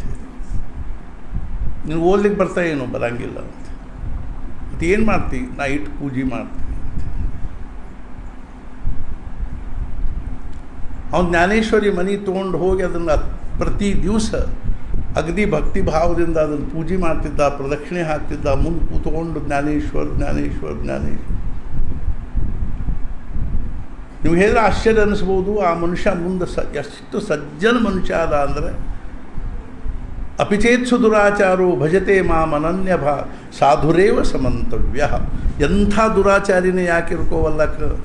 ಇವತ್ತು ಅಂತಃಕರಣ ಪೂರ್ವಕವಾಗಿ ಸದ್ಗುರುಗಳಿಗೆ ಭಗವಂತನಿಗೆ ಶರಣ ಹೋಗಿ ಅವನು ಕೇವಲ ನಾಮಸ್ಮರಣೆ ಮಾಡ್ಲಿಕ್ಕೆ ಹತ್ತ ಅಂದರೆ ಭಜತೆ ಮಾಂ ಅನನ್ಯ ಭಾವದಿಂದ ಭಜನೆ ಮಾಡಲಿ, ನಾಮಸ್ಮರಣೆ ಮಾಡಲಿ, ಸಾಧುರೇವ ಸಮಂತವ್ಯ. ಅವನು ಸಾಧುನ ಆಗ್ತಾನೆ. ಮಹಾರಾಜರನ್ನು ಏನು ರೀ ಕೈಯಾಗ ಜಪಮಾಲೆ ಹಿಡ್ಕೊಂಡು ಕೂಡ ಸಾಧು ಆದೇನು ರೀ? ಆಗೇ ಬಿಟ್ಟ. ಅದು ಹೆಂಗೆ? ಮಹಾರಾಜರು ಹೇಳಿದರು, ಈ ನಿಮ್ಮ ಮನೆ ಮಗ್ಗಲ್ದವ್ರಿಗೆ ಪಕ್ಕದ ಮನೆಯವರು ಕಾಶಿಗೆ ಹೋಗಬೇಕು ಅಂತೆಲ್ಲ ವಿಚಾರ ಮಾಡಿ ಟಿಕೆಟ್ ತೆಗಿಸಿ ಎಲ್ಲ ರಿಸರ್ವೇಷನ್ ಮಾಡಿಸಿ ಎಲ್ಲ ಸಾಮಾನು ಎಲ್ಲ ಗಂಟು ಕಟ್ಕೊಂಡು ಕಾರ್ನಾಗ ಇಟ್ಕೊಂಡು ಸ್ಟೇಷನ್ನಿಗೆ ಹೋದರು ಬೀಗ ಹಾಕ್ಕೊಂಡು. ಅವ್ರು ಹತ್ಲ ಹೋಗೋದು ಕೈತ್ಲಾಗ ಯಾರೋ ಬಂದು ಕೇಳಿದರು, ಇವ್ರು ಎಲ್ಲಿ ಹೋದ್ರಿ ಅಂದ್ರೆ ನಾವು ಏನು ಹೇಳ್ತೀವಿ? ಕಾಶಿಗೆ ಹೋದ್ರಿ. ಇನ್ನು ಸ್ಟೇಷನ್ ಸಹಿತ ಮುಟ್ಟಿಲ್ಲ ಅವರು, ಕಾಶಿಗೆ ಹೋದರು. ಹೆಂಗೋ ಹಂಗೆ ಮಹಾರಾಜರು ಏನಂದರು ಅಂದ್ರೆ, ಅವನು ನಾಮಸ್ಮರಣೆ ಮಾಡ್ತೀನಿ ಅಂತ ಮನುಷ್ಯನಾಗ ಬಂದ್ರೆ ಸಾಕು, ಸಾಧುರೇವ ಸಮಂತವ್ಯ. ನಾಮಸ್ಮರಣ ಕೇಲ आणि तो वाया गेला ऐसा न देखिला न आईಕಿಲ್ಲ. ನಾವು ಅದ್ರ ಬಗ್ಗೆ ತರ್ಕ ಮಾಡಬೇಕಾದ ಅವಶ್ಯಕತೆ ಇಲ್ಲ, ವಿಚಾರ ಮಾಡಬೇಕಾದ ಅವಶ್ಯಕತೆ ಇಲ್ಲ, ಅದು ಶಂಕಾ ಕುಶಂಕೆಗಳ ಪ್ರಶ್ನೆ ಇಲ್ಲ. ನಾವು ಏನೋ ಒಂದು ಮಹಾರಾಜರ ಬಗ್ಗೆ ಒಂದು ಭಾವನಾ ನಿಷ್ಠ, ಅವ್ರ ಬಗ್ಗೆ ಪ್ರೇಮ ಅಥವಾ ಅವ್ರ ಬಗ್ಗೆ ನಮಗೆ ಒಂದು ಗೌರವ ಭಾವನೆ ಇದೆ. ಅವರೊಬ್ಬರು ಒಳ್ಳೆಯ ಮನುಷ್ಯ ಇದ್ದಾರೆ, ಅವರೊಬ್ಬರು ಅತ್ಯಂತ ಸಜ್ಜನ ಮನುಷ್ಯ ಇದ್ದಾರೆ ಅನ್ನುವಂಥ ಭಾವನೆಯಿಂದ. ಮತ್ತು ನಮಗೆ ಇನ್ನೊಂದೇನು ಅಂದ್ರೆ, ರಾಮ್ ಗೊತ್ತಿಲ್ಲ, ಕೃಷ್ಣ ಗೊತ್ತಿಲ್ಲ, ದೇವ್ರು ಗೊತ್ತಿಲ್ಲ, ಜನರಿಗೆ ಗೊತ್ತಿಲ್ಲ, ಧರ್ಮ ಕರ್ಮ ಏನೂ ಗೊತ್ತಿಲ್ಲ. ಫಕ್ತ ಅವ್ರು ನನಗೇನಂದಾರೆ ಅಂದ್ರೆ 13 ಅಕ್ಷರ ಉಚ್ಚಾರ ಮಾಡ್ಕೋತೀರಪ್ಪ ಅಂದಾರೆ ಅನ್ನೋ ಒಂದು ನಿಷ್ಠಾದಿಂದ ನಾವು ನಮಗೇನಾದ್ರೂ ಮನಸ್ಸು ಏಕಾಗ್ರ ಮಾಡಬೇಕಾದ ಅವಶ್ಯಕತೆ ಇಲ್ಲ, ಪದ್ಮಾಸನ ಹಾಕೊಂಡು ಕೂಡಬೇಕಾದ ಅವಶ್ಯಕತೆ ಇಲ್ಲ, ಕೈಯ ಜಪಮಾಲಿ ಹಿಡ್ಕೊಳ್ಳಬೇಕಂತೂ ಏನು ಅವಶ್ಯಕತೆ ಇಲ್ಲ. ಬಾಯಲ್ಲಿ ಮಾತ್ರ ಸ್ಪಷ್ಟವಾಗಿ 13 ಅಕ್ಷರ ಉಚ್ಚಾರ ಹಾಕೋತಾ ಇದ್ದು ಅಂದ್ರೆ ಸಾಧುರೇವ ಸಮಂತವ್ಯ. ಅವನಿಗೆ ರಾಮ್ ಅಂದ್ರೆ ಏನು ಅನ್ನೋದು ಗೊತ್ತಾಗ್ತದೆ, ಧರ್ಮ ಅಂದ್ರೆ ಏನು ಅನ್ನೋದು ಗೊತ್ತಾಗ್ತದೆ, ಕರ್ಮ ಅಂದ್ರೆ ಏನು ಅನ್ನೋದು ಗೊತ್ತಾಗ್ತದೆ, ಜೀವನ ಅಂದರೆ ಏನು ಅನ್ನೋದು ಇಂಥ ವಿಲಕ್ಷಣ ಸಾಮರ್ಥ್ಯದ ಭಗವಂತನ ನಾಮದಲ್ಲಿ. ಇದು ನಮ್ಮ ಭಾರತೀಯ ಒಂದು ಸನಾತನ ವೈದಿಕ ಸಂಸ್ಕೃತಿಗೆ ನಮ್ಮ ಸಾಧು ಸತ್ಪುರುಷರು ಕೊಟ್ಟಿರ್ತಕ್ಕಂಥ ಒಂದು ವಿಲಕ್ಷಣ ತಿರುವಿದೆ. ಆ ಸ್ವರೂಪವನ್ನು ಆ ಸ್ವರೂಪಕ್ಕೊಂದು ಹೊಸ ತಿರುವು ಕೊಟ್ಟು ನಮ್ದು ಹೆಂಗಿದೆ ಅಂತಂದ್ರೆ, ವಾಮದೇವ ವಶಿಷ್ಠ ಯಾಜ್ಞವಲ್ಕ್ಯ ಭರದ್ವಾಜ ಗೌತಮ ಅತ್ರಿ ಇತ್ಯಾದಿ ಏನು ಋಷಿಮುನಿಗಳಿದ್ರು, ಅವ್ರದ್ದೇನು ಜೀವನ ಧ್ಯೇಯ ಇತ್ತೋ, ಇವತ್ತು ನಮ್ಮ ಜೀವನ ಧ್ಯೇಯನೂ ಅದ. ನೀವು ಒಪ್ಪರಿಬೇಕಾದ್ರೆ ಬಿಡ್ರಿ, ನಮಗೆ ಬೇಕು ಅಥವಾ ಅನ್ರಿ ಅಥವಾ ಬ್ಯಾಡ ಅನ್ರಿ. ಆದರೆ ಮನುಷ್ಯರಾಗಿ ಹುಟ್ಟಿ ಬಂದಿರೋ ಪ್ರತಿಯೊಬ್ಬನೂ ಮನುಷ್ಯ ತನ್ನ ಜೀವನದ ಧ್ಯೇಯವನ್ನು ಇದನ್ನೇ ಇಟ್ಕೊಂಡು ಬಂದಾನೆ. ಮತ್ತು ಇದನ್ನು ಪಡ್ಕೊಳ್ಳೋವರೆಗೂ ಅವನಿಗೇನಾಗ್ಲಿಕ್ಕೆ ಶಕ್ಯ ಇಲ್ಲ. ಅಂದರೆ ಜೀವನದ ಈ ಪುನರಪಿ ಜನಂ ಪುನರಪಿ ಮರಣಂ ತಪ್ಪಲಿಕ್ಕೆ ಶಕ್ಯ ಇಲ್ಲ, ದುಃಖ ನಿವೃತ್ತಿ ಆಗಲಿಕ್ಕೆ ಶಕ್ಯ ಇಲ್ಲ, ಸಂಶಯಗಳ ಅರ್ಥಾತ್ ಏನು ಅಂದ್ರೆ ಸಂಶಯಗಳ ಪ್ರಶ್ನೆ ಬಗೆಹರಿಲಿಕ್ಕೆ ಶಕ್ಯ ಇಲ್ಲ. ಆತ್ಮಜ್ಞಾನ ಮಾಡಿಕೊಂಡಾಗ ಮಾತ್ರ, ಭಗವಂತನ ಸಾಕ್ಷಾತ್ಕಾರ ಮಾಡಿಕೊಂಡು ಮಾತ್ರ ಭಗವಂತನ ಸಾಕ್ಷಾತ್ಕಾರ ಅಂದ್ರೆ ಭಾಳ ದೊಡ್ಡ ಶಬ್ದ ಆಗ್ತಾವೆ ಅಂತ ತಿಳ್ಕೊಂಡು ಮಹಾರಾಜ ಹೇಳಿದ್ರು, ಯಾವುದೇ ವಸ್ತು ವ್ಯಕ್ತಿ ಪರಿಸ್ಥಿತಿಯಿಂದ ಭಂಗವಾಗದೇ ಇರತಕ್ಕಂಥ ಸಮಾಧಾನ ಪಡ್ಕೊಂಡ್ರೆ ಮಾತ್ರ ಜೀವನದ ಪ್ರಶ್ನೆ ಬಗೆಹರಿತಾವನೇ ಹೊರತು ಇಲ್ಲದೇ ಇದ್ರೆ ಶಕ್ಯ ಇಲ್ಲ. ಸಮಾಧಾನ ಬೇಕು ನಮಗೆ. ಭಗವಂತನಿಗೇ ಮಹಾರಾಜರ ಸಮಾಧಾನ ಅಂತೀವಿ. ಸಮಾಧಾನ ಅಂದರೆ ಭಗವಂತ ಬೇರೆ ಅಲ್ಲ, ಸಮಾಧಾನ ಬೇರೆ ಅಲ್ಲ. ಆದರೆ ನಮ್ಮ ಸಮಾಧಾನ ಭಗವಂತನ ಸಮಾಧಾನ ಅಲ್ಲರಿ, ಪ್ರಪಂಚದ ವಿಷಯಗಳ ಸಮಾಧಾನ, ಪರಿಸ್ಥಿತಿ ಸಮಾಧಾನದ. ಈ ಪರಿಸ್ಥಿತಿ ಸಮಾಧಾನದಿಂದ ಜೀವನದ ಪ್ರಶ್ನೆ ಬಗೆಹರಿಯೋದಿಲ್ಲ. ಮಗ ಫಸ್ಟ್ ರ್ಯಾಂಕ್ನಾಗ ಬಂದ ಅಥವಾ ಡಿಸ್ಟಿಂಕ್ಷನ್ ಬಂದ, ಸಮಾಧಾನ ಆಯ್ತು, ಖುಷಿ ಆಯ್ತು, ಪ್ರಶ್ನೆ ಬಗೆಹರಿಲಿಲ್ಲ. ಅದಕ್ಕಿಂತಲೂ ದೊಡ್ಡ ಪ್ರಶ್ನೆ ಬಂದು ನೌಕರಿ ಹತ್ತು ನೌಕರಿ ಹತ್ತು ಲಕ್ಷಗಟ್ಟಲೆ ಸಂಬಳ, ಪ್ರಶ್ನೆ ಬಗೆಹರಿತೇನೂ ಇಲ್ಲ. ಮದುವೆ ಆಗಬೇಕು, ಮದುವೆ ಆಯ್ತು, ಎಂತಾಗಬೇಕು ಅಂತ ಹುಡುಗಿನೂ ಸಿಕ್ಕಳು, ಮದುವೆನೂ ಆಯ್ತು, ಪ್ರಶ್ನೆ ಬಗೆಹರಿತೇನು? ತತಃ ಕಿಂ, ಮುಂದೇನು? ಪ್ರಶ್ನೆ ಬಗೆಹರಿಲಿಲ್ಲ. 5 ವರ್ಷ ಯಾರೋ ಬಂದರು, ಮದುವೆಯಾಗ 5 ವರ್ಷ ಆತ್ರಿ, ಮಕ್ಕಳಾಗಿ ಮಕ್ಕಳು ಆದವು. ನಮಗೇನು ನಾವು ಅರ್ಥಾತ್ ಏನು ಅಂದರೆ ಕೆಟ್ಟ ಆಗ್ತಾವಂತ ತಿಳ್ಕೊಂಡೇನಲ್ಲ, ಆದರೆ ಎಂಥವರೇ ಆದವು, ಪ್ರಶ್ನೆ ಬಗೆಹರಿಲಿಲ್ಲ. ಅಲ್ಲಿ ಮುಂಬೈದಲ್ಲಿ ನಾವು ಹಿಂದೂಜಾ ಹಾಸ್ಪಿಟ್ಲಿಗೆ ಹೋಗ್ತಿದ್ವಿ. ಅಲ್ಲಿ ಅಮಿತ್ ಮರಾಠೆ ಅಂತ ಒಬ್ಬರಿದ್ದಾರೆ, ಅವರು ಪಬ್ಲಿಕ್ ರಿಲೇಷನ್ ಆಫೀಸರ್, PR. ಅವ್ರಿಗೊಬ್ಬನ ಮಗ ಇದ್ದಾನೆ. ಎಲ್ಲರಿಗೂ ಹಿಂಗೆ ಇರ್ತಂತಲ್ರಿ, ಹೆಂಗೆ ಪ್ರಶ್ನೆ ನಿರ್ಮಾಣ ಆಗ್ತಾವೆ ಹೇಳ್ತಾರೆ. ನಮ್ಮ ಜೀವನ ಅಂದರೆ ಒಂದು ಪ್ರಶ್ನೆಗಳದ್ದು ಒಂದು ಕಂತೆ. ಮಾನವಶಾಸ್ತ್ರ ಹೇಳ್ತದೆ ಏನು ಅಂದರೆ ಪ್ರತಿಯೊಬ್ಬರಿಗೂ ಒಂದು ಪ್ರಶ್ನೆ. ಗಂಡಿಗೆ ಹೆಂಡತಿ ಪ್ರಶ್ನೆ, ಹೆಂಡತಿ ಗಂಡ ಪ್ರಶ್ನೆ, ಗಂಡ ಹೆಂಡತಿ ಮಕ್ಕಳ ಪ್ರಶ್ನೆ, ಮಕ್ಕಳಿಗೆ ಅವ್ವ ಅಪ್ಪ ಪ್ರಶ್ನೆ,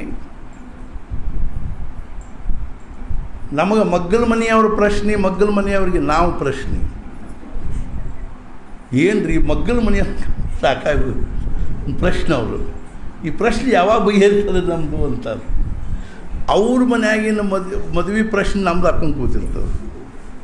ಅವ್ರು ತಿರುಗಿ ಮನೆಗೆ ಬಂದು ನಮ್ಮ ಮಗಳಿಗೆ ಒಂದು ಏನಾದ್ರು ಮಾಡಿಬಿಡಪ್ಪ, ಹ್ಞೂ ರೀ ನಮಗೂ ಅದ ಪ್ರಶ್ನೆ ಆಗಿಬಿಟ್ಟದೆ. ಅವ್ರ ಮಗಳು ನಮಗೆ ಪ್ರಶ್ನೆ, ಅವ್ರ ಮಗಳಿಗೆ ನಾವು ಪ್ರಶ್ನೆ ಆಗಿರ್ತೀವಿ. ನಮ್ಮಪ್ಪ ತಿರುಗಿ ಮನೆಗೆ ಹೋಗಿ ಅವ್ರ ಮುಂದೆ ಹಿಂಗೆ ಹೇಳ್ಕೋತ ಕೂಡ್ತಾನ ಅಂತ ಆಕಿಗೆ ಪ್ರಶ್ನೆ ಮಯಾರಿ ಜೀವನ ಅಂದ್ರೆ. ಉತ್ತರನೇ ಇಲ್ಲ ಯಾರ ಕಡೆಗೂ. ಅರ್ಥಾತ್ ಏನು ಅಂದರೆ ಶಾಶ್ವತ ಉತ್ತರ ಯಾರ ಕಡೆಗೆ ಅದ? ನನ್ನ ಪ್ರಶ್ನೆ ಬಗೆಹರಿತು. ಭಿದ್ಯತೆ ಹೃದಯ ಗ್ರಂಥಿ ಛಿದ್ಯಂತೆ ಸರ್ವ ಸಂಶಯ ಕ್ಷೀಯಂತೆ ಚಾಸ್ಯ ಕರ್ಮಾಣಿ ತಸ್ಮಿನ್ ದೃಷ್ಟೇ ಪರಾವರೇ. ನನ್ನ ಪ್ರಶ್ನೆ ಎಲ್ಲ ಬಗೆಹರಿದು ಅನ್ನುವಂಥದ್ದು ಎಲ್ಲದ ರೀ? ಅಪ್ಪಗೆ ಮಕ್ಕಳ ಪ್ರಶ್ನೆ, ಗೆಳೆಯ ಪ್ರಶ್ನೆ, ಪರಿಸ್ಥಿತಿ ನಮಗೊಂದು ಪ್ರಶ್ನೆ ಕೂತದೆ. 5 ವರ್ಷ ಆಯ್ತು ರೀ, ಮಕ್ಕಳಿಲ್ಲ. ಮಕ್ಕಳಿದ್ರೂ ಸಹಿತ ಮಾತು ಕೇಳಂಗಿಲ್ಲ, ದೊಡ್ಡ ಪ್ರಶ್ನೆ. ಓದಂಗಿಲ್ಲ, ಪ್ರಶ್ನೆ.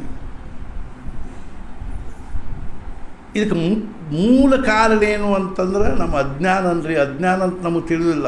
ಭಗವಂತನ ವಿಸ್ಮರಣೆ ಇದಕ್ಕೆ ಮೂಲ ಕಾರಣ ಅಂತ.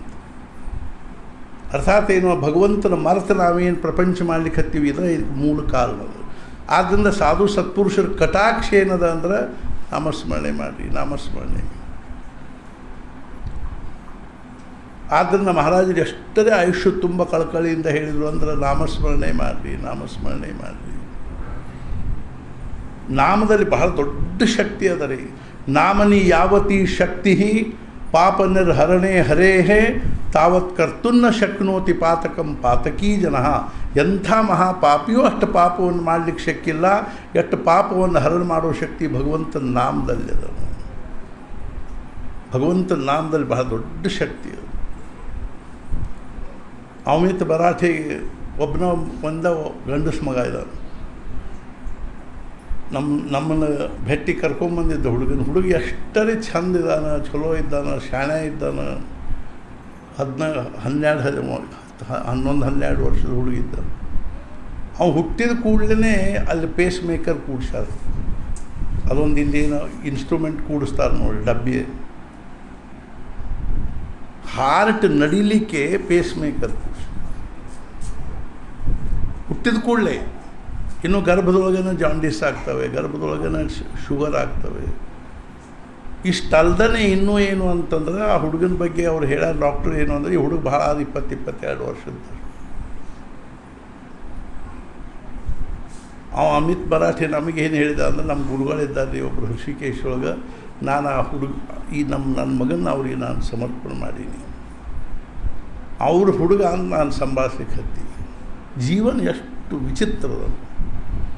ಆದ್ದರಿಂದ ಸತ್ಪುರುಷರ ಕಳಕಳಿ ಏನು ಅಂದರೆ, ಉತ್ತಮ ಸಂಸ್ಕಾರಗಳನ್ನು ನೀವು ಹೊಂದಬೇಕು. ಉತ್ತಮ ಸಂಸ್ಕಾರ ಹೊಂದೋದು ಹೊರತು ನಮ್ಮ ಜೀವನ ಚಂದ ಆಗ್ಲಿಕ್ಕೆ ಶಕ್ಯ ಇಲ್ರಿ.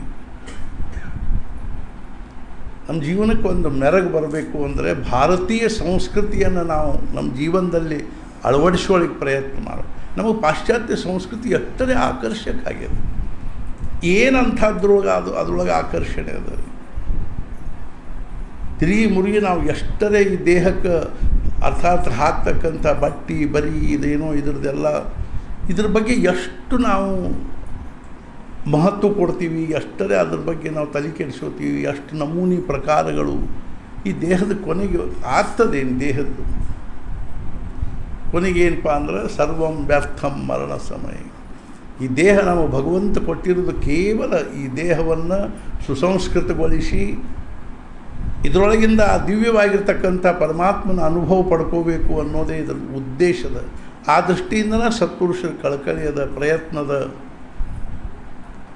ಅದಕ್ಕಾಗಿಯೇ ಅವ್ರು ಏನು ಮಾಡ್ತಾರಂದ್ರೆ ಮನುಷ್ಯ ಜೀವನದ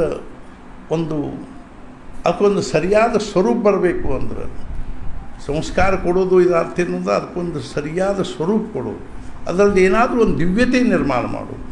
ಆ ದಿವ್ಯತೆ ನಿರ್ಮಾಣ ಮಾಡುವ ದೃಷ್ಟಿಯಿಂದನೇ ನಾವು ಮುಂಜ್ವಿ ಅಥವಾ ಚೌಲ ಇತ್ಯಾದಿಗಳು ಹುಟ್ಟಿದ ಕೂಡಲೇ ಜಾತಕರ್ಮ, ಚೌಲ, ಉಪನಯನ ಇತ್ಯಾದಿಗಳು ಹಿಂಗೆ ಗಂಡಸರಿಗೆ ಶುರುವಾಗ್ತವೆ. ಹೆಣ್ಮಕ್ಳಿಗೂ ಅರ್ಥಾತ್ ಏನು ಒಂದು ಸಂಸ್ಕಾರಗಳು ಮದುವೆಯಿಂದ ಶುರುವಾಗ್ತವೆ. ಇದೇ ಹೇಳಿದರು 38 ವರ್ಷಗಳಿಂದ ಸತ್ಪುರುಷರ ಕಾರ್ಯ ಎಷ್ಟು ಸಮಾಜದ ಸಲುವಾಗಿ ಎಷ್ಟರೇ ಕಳಕಳಿಯಿಂದ ಇರ್ತದೆ ನೋಡ್ರಿ ಅವರು. ಈಗ ನಾವು ನಮ್ಮ ಮನೆಯೊಳಗೆ ಏನೋ ಒಂದು ಮಾಡಿದ್ವಿ ಅಂದರೆ ಎಷ್ಟು ಲೆಕ್ಕಾಚಾರ, ಎಷ್ಟು ಚೌಕಟ್ಟಿನೊಳಗನೆ ಅದನ್ನು ನಾವು ಮಾಡಬೇಕು ಅನ್ನುವಂಥ ಒಂದು ಭೂಮಿಕಾದವ್ರು ಇರ್ತೀವಿ. ಅದಕ್ಕಿಂತಲೂ ಇತ್ಲಾಗಿ ಹೆಚ್ಚಾಗಬಾರ್ದು, ಇತ್ಲಾಗಿ ಹೆಚ್ಚಾಗಬಾರ್ದು, ಇತ್ಲಾಗಿ ಪ್ರತಿಯೊಂದಕ್ಕೂ ಒಂದು ಲಿಮಿಟ್ಟು, ಪ್ರತಿಯೊಂದಕ್ಕೂ ಒಂದು ಬಂಧನ. ಆದರೆ ಸತ್ಪುರುಷರದ್ದು ಅರ್ಥಾತ್ ಸತ್ಪುರುಷರ ವಿಚಾರದ ಭೂಮಿಕಾನೇ ಬೇರೆ. ವಿಶ್ವ ಕುಟುಂಬಿಯಾಗಿರ್ತಕ್ಕಂಥವ್ರು ಅವರು. ನಾನೊಂದು ಸಲ ದಿಲ್ಲಿಗೆ ಹೋದಾಗ ಅಲ್ಲಿ ಪಾರ್ಲಿಮೆಂಟ್ ಭವನ್ ನೋಡ್ಲಿಕ್ಕೆ ಹೋಗಿದ್ವಿ. ಅಲ್ಲಿ ಮ್ಯಾಲೊಂದು ಮಹಾದ್ವಾರದ ಮೇಲೆ ಒಂದು ಶ್ಲೋಕ ಬರ್ದಾರ. ಆ ಶ್ಲೋಕ ನೋಡಿ ನನಗೆ ಎಷ್ಟರೇ ಸಂತೋಷ ಆಯಿತು, ಸಮಾಧಾನ ಆಯಿತು ಅಂದ್ರೆ ನಾನು ಆ ಶ್ಲೋಕಕ್ಕೆ ನಮಸ್ಕಾರ ಮಾಡಿದೆ. ಯಾವ ಮನುಷ್ಯ ಬರ್ದಾನು, ಬರೀಲಿಕ್ಕೆ ಹೇಳ್ಯಾನು. ಆ ಒಳಗೆ ಹೋಗೋರು ಬರೋರು ಆ ಶ್ಲೋಕದ ಕಡೆ ದಿನ ಒಂದು ಸಲ ನೋಡಿದ್ರೆ ನಮ್ಮ ಭಾರತದ ಭಾಗ್ಯ ತೆಗೀತಿತ್ತು. ಯಾರೂ ಅಸಲ ನೋಡೋದೇ ಇಲ್ಲ. ಅಲ್ಲೇನು ಬರ್ದ, ಅಯಂ ನಿಜ ಪರೋವೇತಿ ಗಣನ ಲಘುಚೇತಸಾಂ ಉದಾರ ಚರಿತಾನಂತೂ ವಸುಧೈವ ಕುಟುಂಬಕಂ. ಇದು ನಮ್ಮವರು, ಇವ್ರದ್ದು ನಿಮ್ಮವರು, ಅಥವಾ ಇದು ನಂದು, ಇದು ನಿಂದು ಅನ್ನುವಂಥ ಭಾವ ಏನದನೋ ಕ್ಷುದ್ರ ಅಂತಃಕರಣದವರ ಲಕ್ಷಣ. ಯಾರ ಚರಿತ್ರೆ ಉದಾರದನೋ, ಇಡೀ ಎಲ್ಲರೂ ನಮ್ಮವರು ಅನ್ನುವಂಥ ಭಾವ ಯಾರದನೋ ಅವರಿಗೆ ವಿಶ್ವ ಕುಟುಂಬಿ, ಉದಾರ ಚರಿತಾನಂತೂ ವಸುಧೈವ ಕುಟುಂಬಕಂ. ವಿಶ್ವನೇ ಅವ್ರ ಕುಟುಂಬ. ಅಂಥ ಒಂದು ವಿಲಕ್ಷಣವಾಗಿರ್ತಕ್ಕಂಥ ಅರ್ಥಾತ್ ಏನು ಅಂದರೆ ಭೂಮಿಕಾದಲ್ಲಿರ್ತಕ್ಕಂಥ ಮಹಾರಾಜರ ಸಾನ್ನಿಧ್ಯದಲ್ಲಿ ನಾವು ನೋಡ್ತೀವಿ. ಎಷ್ಟು ಕಾಶಿಗೆ ಹೊಂಟರು ಅಂದ್ರೆ ಮಹಾರಾಜರು ಅವ್ರನ್ನ ಕರಿ, ಇವ್ರನ್ನ ಕರಿ, ಎಷ್ಟು ಮಂದಿನ ಕರ್ಕೊಟ್ರು. ಎಷ್ಟರ ಅವ್ರ ಸಮಾಜ ಸಲುವಾಗಿ ಕಷ್ಟಪಡ್ತಿದ್ರು ನೋಡಿ. ಕಳಕಳಿ ಅಷ್ಟೇ. ಅವ್ರು ಕಾಶಿಗೆ ಒಂದು ಸಲ 200 ಮಂದಿನ ಕರ್ಕೊಂಡು ಹೋಗಿದ್ರು. ಅದ್ರಾಗ ಒಂದು 50-60 ಮಂದಿ ಪ್ರಯಾಗದಲ್ಲಿದ್ದರು. ಇನ್ನೂ ಒಂದು 100-120 ಮಂದಿ ಅವ್ರ ಜೊತೆ ಕಾಶಿಗೆ ಹೋಗಿದ್ರು. ರಾತ್ರಿ 11 ಹೊಡೆದಿತ್ತು ಕಾಶಿಗೆ ಹೋದಾಗ. ಅಷ್ಟು ಮಂದಿಗೆ ಏನು ತಿನ್ಲಿಕ್ಕೆ ಕೊಡಬೇಕು, ಎಲ್ಲಿ ಇದನ್ನು ಮಾಡಬೇಕು. ಮಹಾರಾಜರು ಅವ್ರನ್ನೆಲ್ಲರೂ ಒಂದು ಧರ್ಮಶಾಲಾದೊಳಗೆ ಕೂಡಿಸಿದ್ರು. ಕೂಡಿಸಿ ತಾವು ಸ್ವತಃ ಪ್ಯಾಟ್ಯಾಗ ಹೋದ್ರು. ರಾತ್ರಿ 10-10:30 11 ಹೊಡೆದರು. ಬಹಳಷ್ಟು ಚುನ್ಮರಿ, ಪೇಡೆ, ಅದು ಇದು ಏನೇನು ತೊಗೊಂಬಂದರು. ಅವಲಕ್ಕಿ, ಚಿವಡ ಗಿವಡ ಇಂಥದ್ದೆಲ್ಲ ತೊಗೊಂಡು ಬಂದು ತಾವು ಸ್ವತಃ ಎಲ್ಲರಿಗೂ ತಿನ್ಲಿಕ್ಕೆ ಹಾಕಿ, ಎಲ್ಲರಿಗೂ ತಿನ್ನಿಸಿ, ನೀರು ಕುಡಿಸಿ, ಎಲ್ಲರಿಗೂ ಮಲ್ಕೊಳ್ಳಿಕ್ಕೆ ಏನು ಹೆಂಗೆಂಗೋ ಒಂದು ವ್ಯವಸ್ಥೆ ಮಾಡಿ ಆಮೇಲೆ ತಾವು ಹೋಗಿ ಹೆಂಗೋ ಹಂಗೇನದಂದ್ರೆ ಸಮಾಜದ ಬಗ್ಗೆ ಏಕಮುಖಿ ಕಳಕಳಿ ಅಲ್ಲದೆ, ಅದು ಸರ್ವತೋಮುಖಿ ಕಳಕಳಿ. ಅಂಥ ಒಂದು ದಿವ್ಯವಾಗಿರ್ತಕ್ಕಂಥ ಒಂದು ಸಾನ್ನಿಧ್ಯ ನಮಗೆಲ್ಲರಿಗೂ ಪ್ರಾಪ್ತ ಆಗಿದೆ. 24 ತಾಸು ನಮ್ಮ ಹಿತವನ್ನೇ ಬಯಸ್ತಕ್ಕಂಥ ಸದ್ಗುರುಗಳು ಸಂದರ್ಭಾನುಸಾರ ಇವಾಗ ಏನದ ಅಂಥದ್ದೊಂದು ಪರಿಸ್ಥಿತಿ, ಅರ್ಥಾತ್ ಏನು ಅಂದರೆ ಸಂದರ್ಭ ಒದಗಿ ಬಂದದೆ.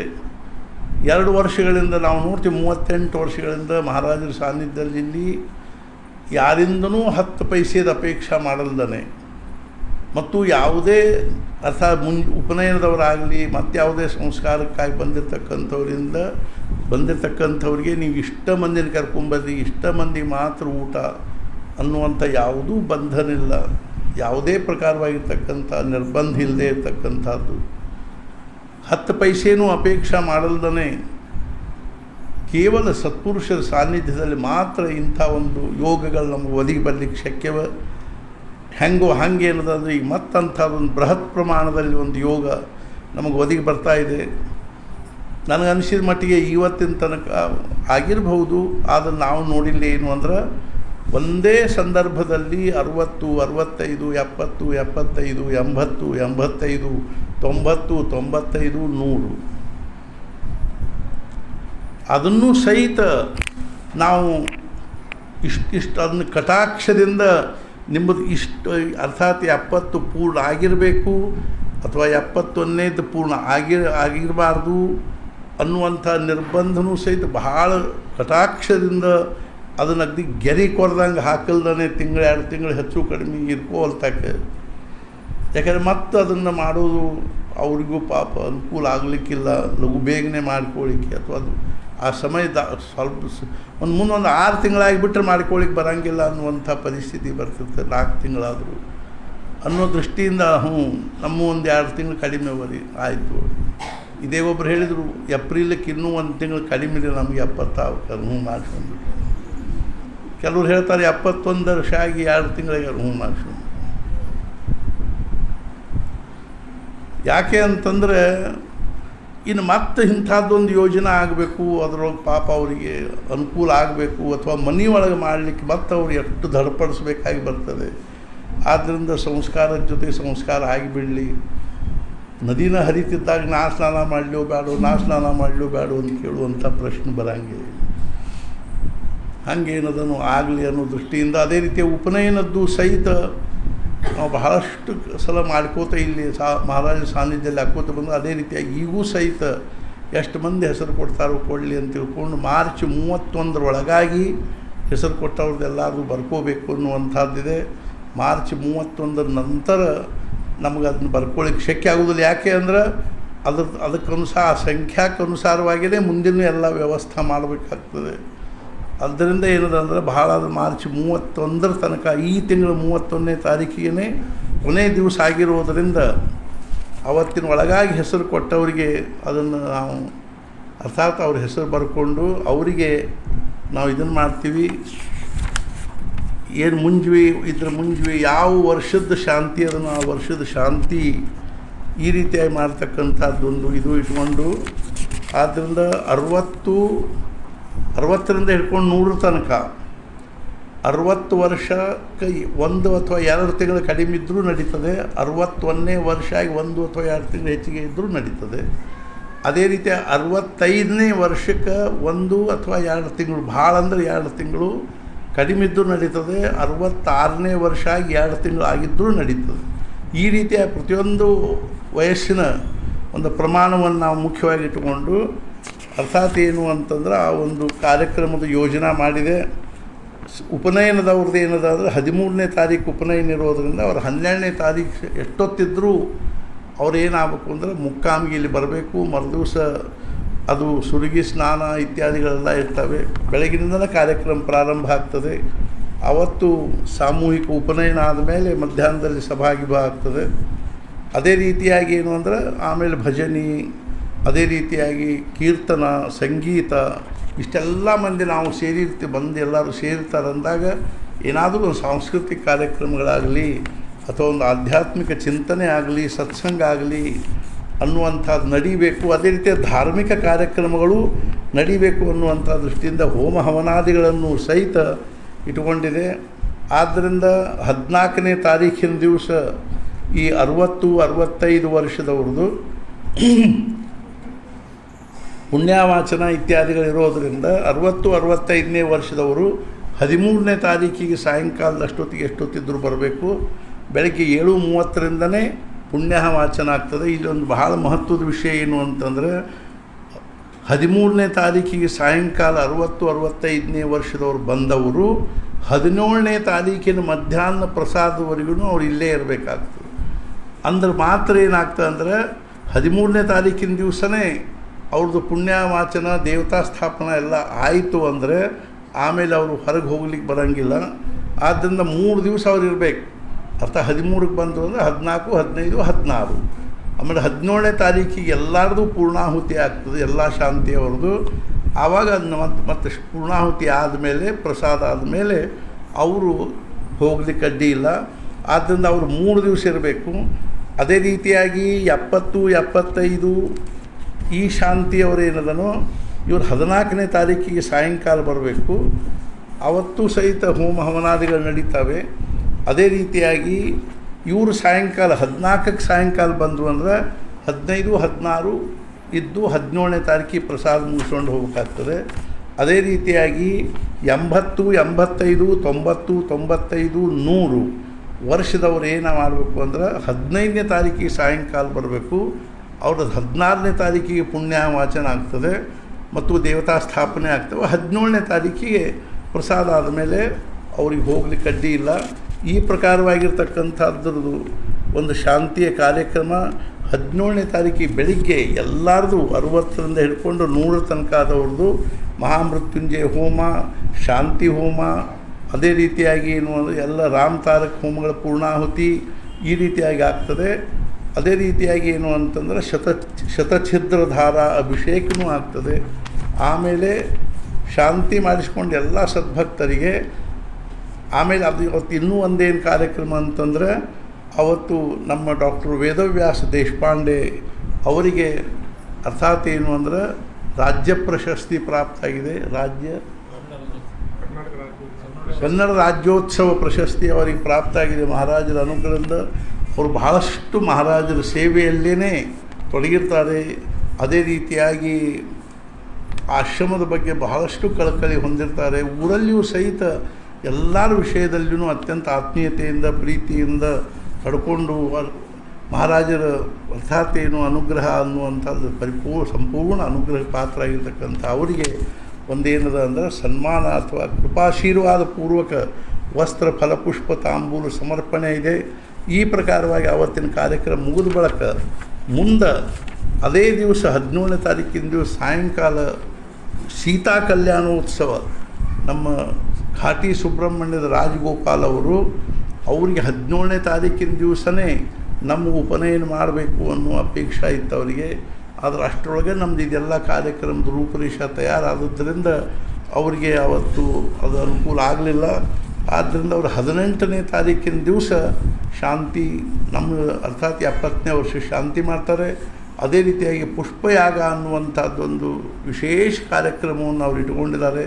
ಅದರೊಳಗೆ ಅನೇಕ ಪ್ರಕಾರದ ಹೂಗಳನ್ನು ತಂದು ಆ ಹೂಗಳನ್ನು ನಮ್ಮ ಅರ್ಥಾತ್ ಏನು ಅಂದ್ರೆ ಅದನ್ನ ಆ ಹೂ ಏರಿಸೋದ ಒಂದು ಕಾರ್ಯಕ್ರಮ.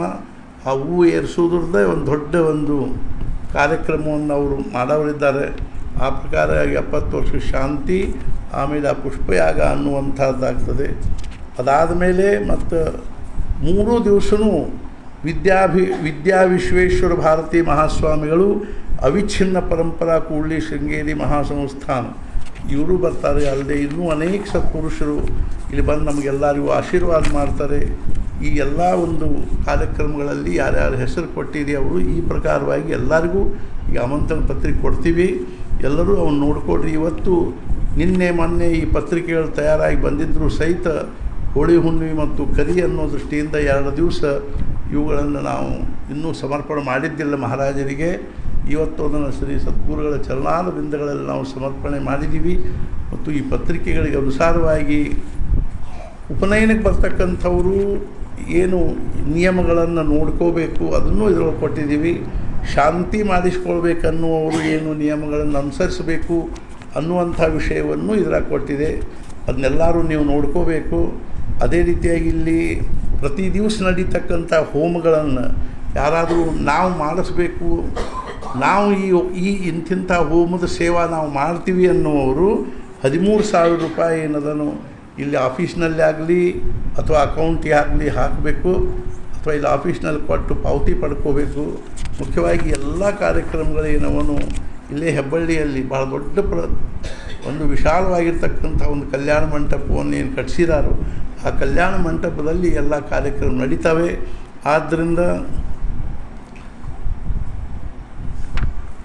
ಮತ್ತು ಇನ್ನೊಂದು ಮಹತ್ವದ ಒಂದು ಸೂಚನಾ ಅಂದ್ರಿ ಅಥವಾ ವಿನಂತಿ ಅಂದ್ರಿ ಅಥವಾ ಅಂದರೆ ನಾವು ಹೇಳೋದೇನು ಅಂದರೆ 60 ವರ್ಷಗಳಿಂದ 100 ವರ್ಷಗಳವರೆಗೆ ನಡೆಯುವ ಶಾಂತಿಗಳ ಈ ಬೃಹತ್ ಕಾರ್ಯಕ್ರಮದಲ್ಲಿ ಕಾರ್ಯಕ್ರಮಗಳು ಬಹಳ ಇರುವವಲ್ಲದೆ ಸಮಯ ಕಡಿಮೆ ಇರುವುದರಿಂದ ಮತ್ತು ಬಹಳಷ್ಟು ಗದ್ದಲಿರೋದರಿಂದ ಯಾವುದೇ ಶಾಂತಿ ಮಾಡಿಸಿಕೊಳ್ಳುವ ತುಲಾಭಾರ ಮಾಡಲಿಕ್ಕೆ ಆ ಸಂದರ್ಭದೊಳಗೆ ಶಕ್ಯ ಆಗೋದಿಲ್ಲ.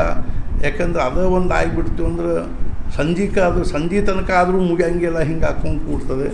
ಆದ್ದರಿಂದ ಅದನ್ನೊಂದು ನಾವು ಮಾಡಲಿಕ್ಕೆ ಶಕ್ಯ ಆಗೋದಿಲ್ಲ.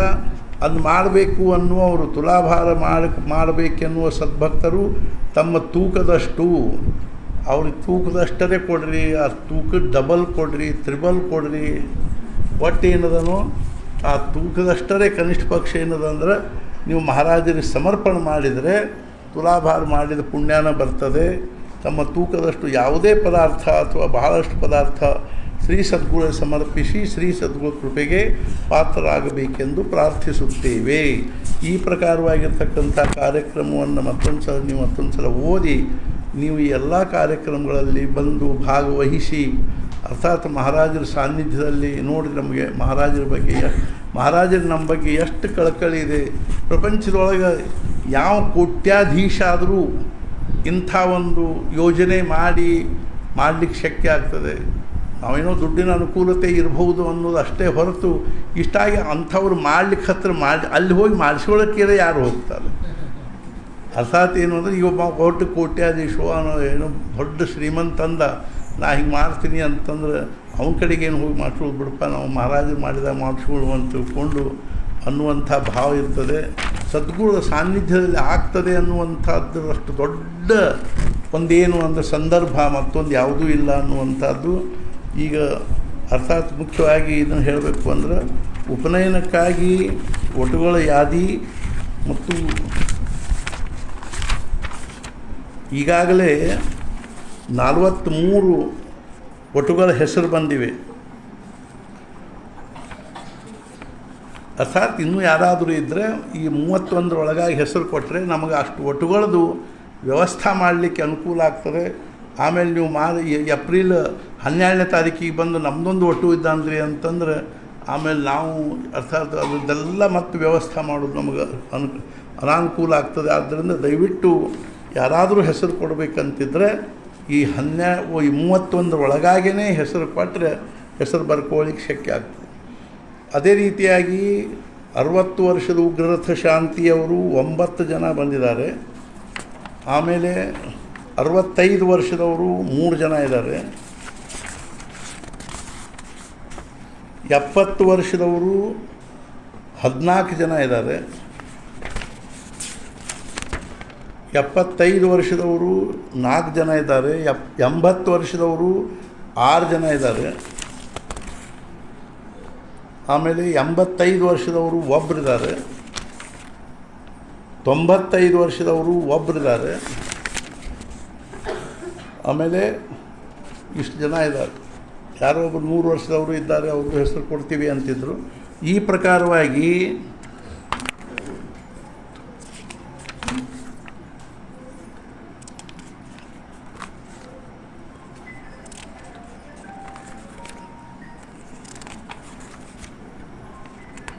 ಒಟ್ಟು 38 ಜನ ಶಾಂತಿ ಮಾಡಿಸ್ಕೊಳ್ತಕ್ಕಂಥವ್ರು ಇದ್ದಾರೆ. ಇದೆಲ್ಲ ಇಂಥ ಭವ್ಯವಾಗಿರೋ ದಿವ್ಯವಾಗಿರೋ ಕಾರ್ಯಕ್ರಮ.